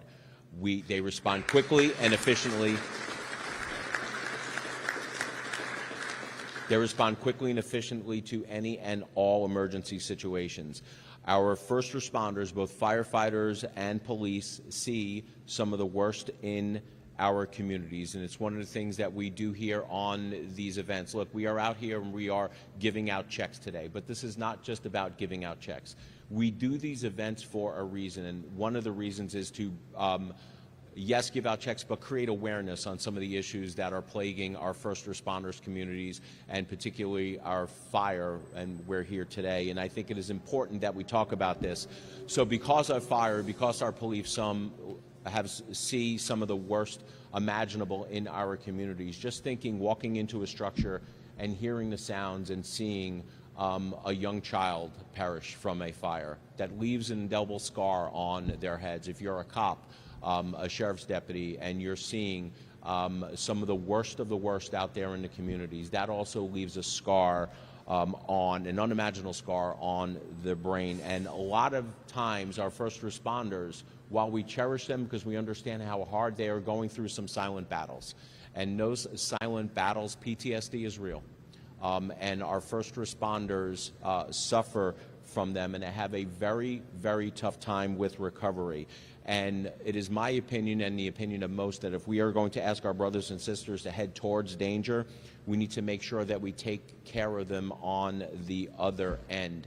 And the more we discuss these topics in public, the more we have public conversations about this in terms of policy, the more we commit to helping them get through some of these tough times so they do not commit suicide, the better off we will be as a state and as a community. Because unfortunately, there are some people who want to stick their heads in the ground and make it seem like suicide is not a thing. It is a thing. So if anyone can hear my voice right now, in this room, on the cameras, if you are a first responder having a tough time making a go of it, if you think that there is no end in sight for your troubles and you need to call someone, pick up the phone. Call your friends, call your union rep, call your chief, call me if you need to, call somebody. There are people out there that are willing to help and want to help get you through this situation. It is unfortunate, but suicides for fire and police are becoming an epidemic, not only in the state, but across this nation. The more we go on as a society, the more our first responders see some of the worst and the worst in our communities, and we need to recognize that, and we need to take care of them. So with that PTSD, there is also a risk that is specific to our firefighter communities, and those challenges is the increased chance of being diagnosed with a certain job-related cancer. And we need to do everything that we can to recognize that. When I was in the Florida House, we passed some landmark pieces of legislation that recognized that firefighters are stricken with a higher rate in certain types of cancer. And basically it boils down to this, that fighting fires today is much different than fighting fires 30, 40 years ago. 40 years ago, when a firefighter walked into a structure, it was the burning building most likely was wood and concrete, right? Today, it's much different.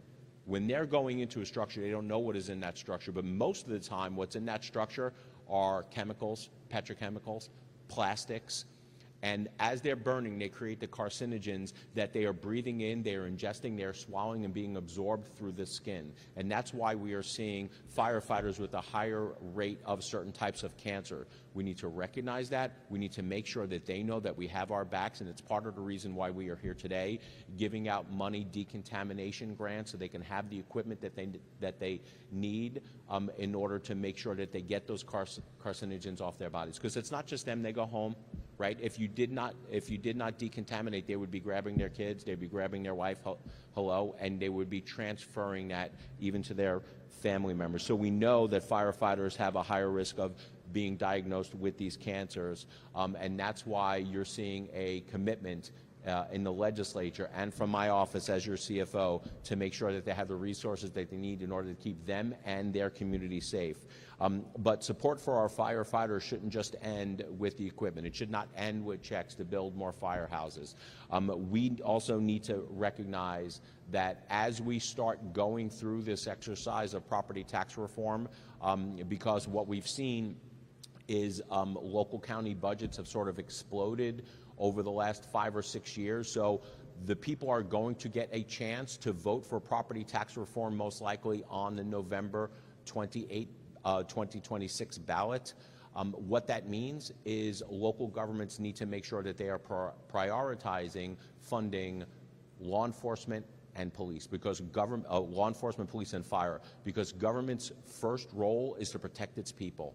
Those are the first things that we should be looking at protecting when it comes budget time. So if you hear anyone out there saying that they're going to want to cut fire or cut police, that they're going to have long 911 calls as we start going through this exercise of cutting budgets for property tax reform, you direct them to my office. I will not stand for it, and the governor will not stand for it also. And that's why we continue traveling the state on these messages. Protect our first responders when it comes to budget time. protect them with the resources they need in order to keep their families and their communities safe. Since I took office, I have awarded more than $28 million to support firefighters across the state and ensure that they have the resources they need.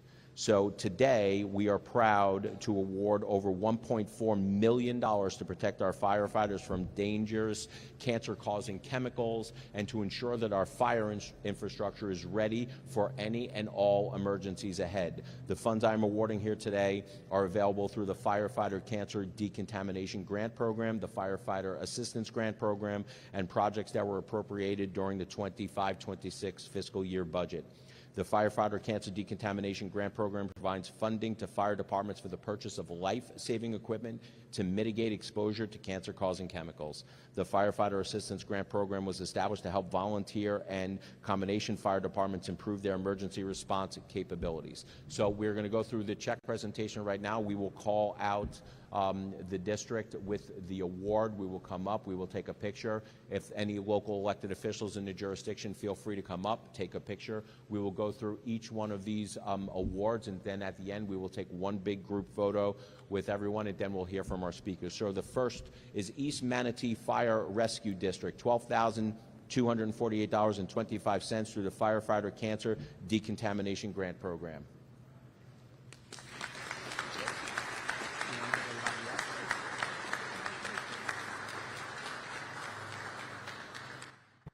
Blaze and Golia handing out some checks right now. We're going to take a quick break here on Fox 35 News Plus, but we'll be right back and get you back to this news conference coming up in just a couple of minutes.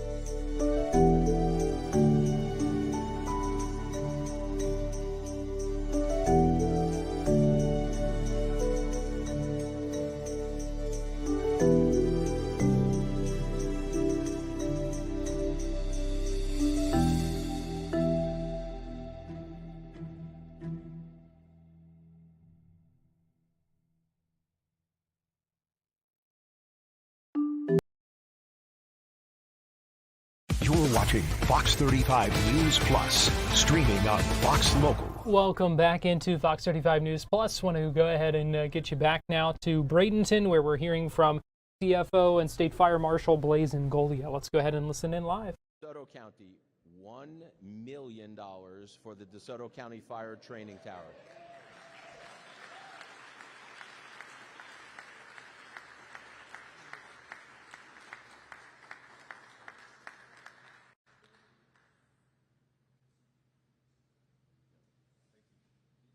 I'm sorry, I gotta laugh. It took every ounce of energy not to do a Dr. Evil and say $1 million. I'm sorry. That was an appropriation put in by Rep. Oliver and also Senate President Albritton. As your state fire marshal, I want all the uniforms in the room to know that we have your back. We will always be looking out for you guys and know that you all have our full support. I think I could speak on behalf of the legislature also that all the first responders, fire, police, EMS hold a very special place in our hearts. So we want to thank you for everything that you do, and thank you for everything that you do for our communities. So let's get on to, do you guys want to let's take one big group photo now with all the checks, and then we'll go back and we'll listen to all the speakers. Come on up, let's go take one big.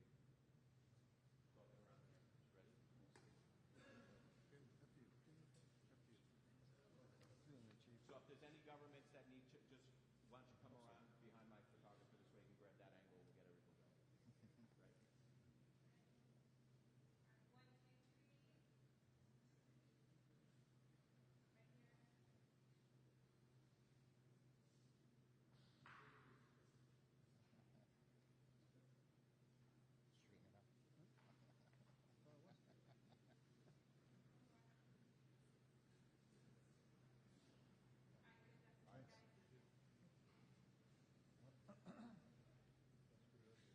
Right. Okay, let's hear from East Manatee Fire Rescue Chief Lee Whitehurst. Where's Lee?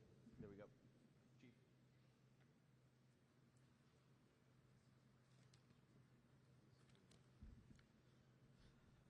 Good afternoon. It's a great pleasure to welcome you here today. It's an honor and a privilege to facilitate this press conference and host the State Fire Marshal, Blaise Ngoglia. Our grant award for $12,248.25 was to purchase an extractor. I think it's back behind all this equipment, still on the pallet. It's basically a fancy washing machine on steroids, but it's meant and it's built to clean the products of combustion and carcinogens from our firefighting gear, as the fire marshal mentioned earlier. Currently, 1/3 of our firefighters will contract some form of cancer. That's the stats as of right now. And our goal is, of course, to reduce that. And things like this decontamination grant and the equipment that we can purchase because of that, the efforts of our union at the state level and our legislators to give us the tools that we need to combat that. The Florida Fire Service, as was mentioned earlier, is the nation's leader in finding ways to promote firefighter health and safety. And as you can see, the state of Florida places a high priority on the value of its firefighters, and they take care of us. Thank you very much.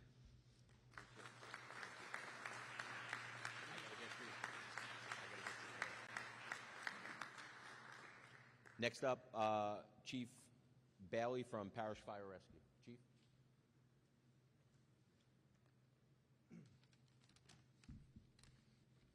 Hello, everyone.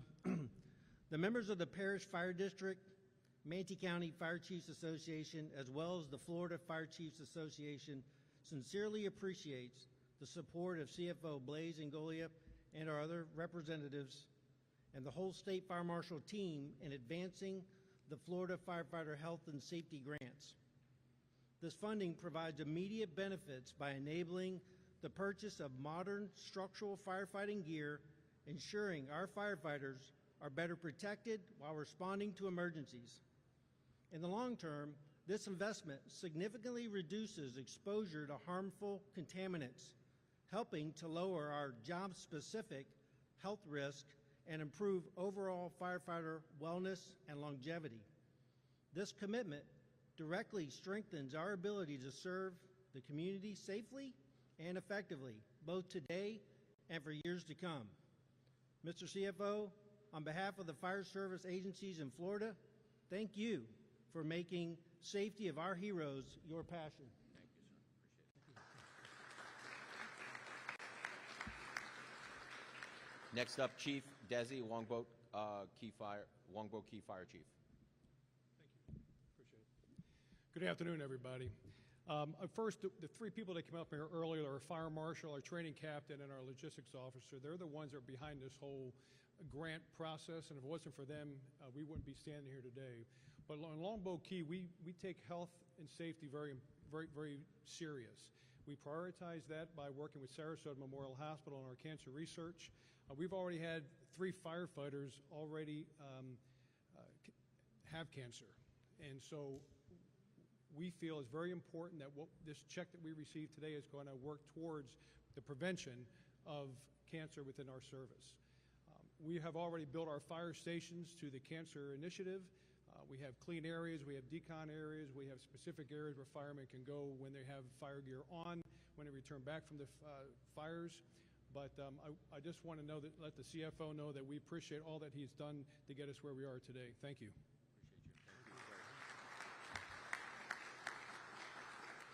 Hardee County Public Safety Director Casey Dasher. Good afternoon. First off, thank you, Chief Whitehurst, for hosting this. This is just a great honor for us to be a part of this. But on behalf of Hardee County Fire Rescue, I sincerely want to thank CFO for making this possible. Senator Tuck and Senator Albrecht and Representative Tuck for this pushing this initiative for our I'm so sorry here, a little nervous. For this contribution into the investment of infrastructure of fire safety for us. With this investment, we are going to purchase 2 brush trucks, hopefully here in July. We could have used them 3 months ago, but as everybody else. But what a great investment it is in our resources for our firefighters to be able to get to that weird and just rough terrain out in Hardee County. If you've never been there, we have a lot of open space and a lot of rough terrain that we have to navigate through to get to these brush fires. So this is just a great investment into our fleet, into our infrastructure of public safety. It's definitely going to keep our firefighters safer out there and give them the tools that they need to do the job and get it done. So thank you very much.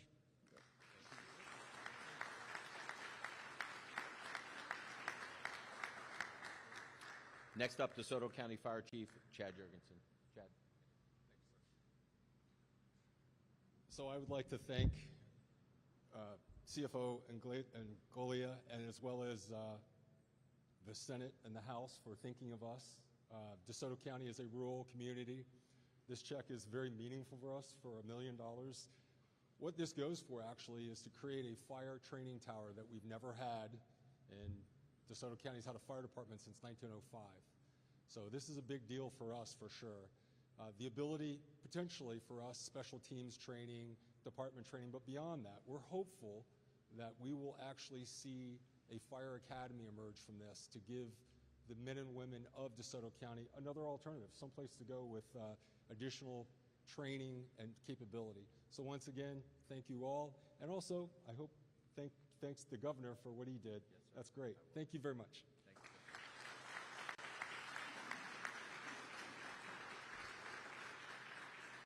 And next from Florida Professional Firefighter is Jason Bruskowski.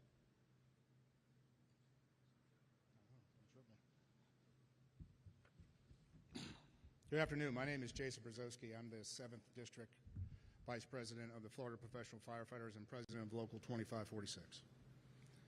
I'm speaking today on behalf of the Florida Professional Firefighters. We represent 31,000 men and women for whom cancer is a very real occupational risk.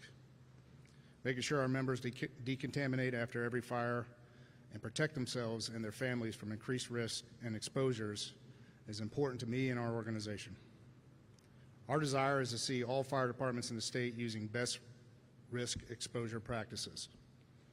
This includes a decon policy which provides gross decon on scenes, wet wipes for exposed skin, a shower within the hour standard, a second set of gear for all personnel, a method to clean the gear, and clean cab directives. We are lucky as firefighters in Florida to have this CFO and the state fire marshal that we do.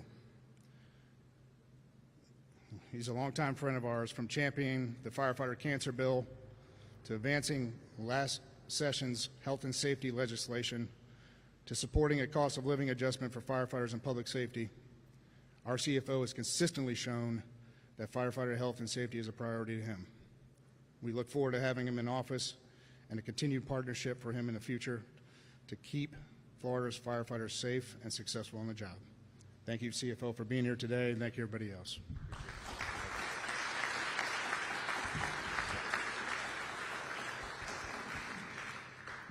That is it for the check presentations. Again, I just want to thank everyone for being here and for firefighters, everything they do in the community. If there's any questions from the press, more than happy to answer now.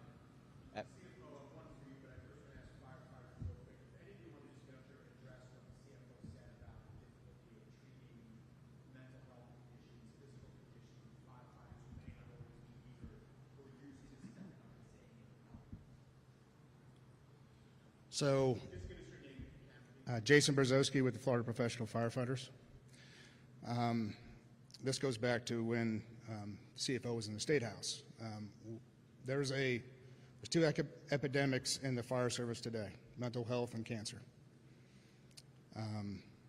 We see and do a lot of things that the general public will never have to see and do, and sometimes our members struggle. We're going back about 8 years ago. We had a mental health bill that recognized this and recognized PTSD and other mental health disorders as a work-related job injury and is treated as such. We have done many advances, including locally developing a peer support network of 125 counselors now to address our firefighters' needs. And last year in the House legislation that CFO Angolia was part of, we passed a bill that currently enhances all those provisions, directs more training towards peer support and mental health, and we look forward to developing those rules and putting those all in place.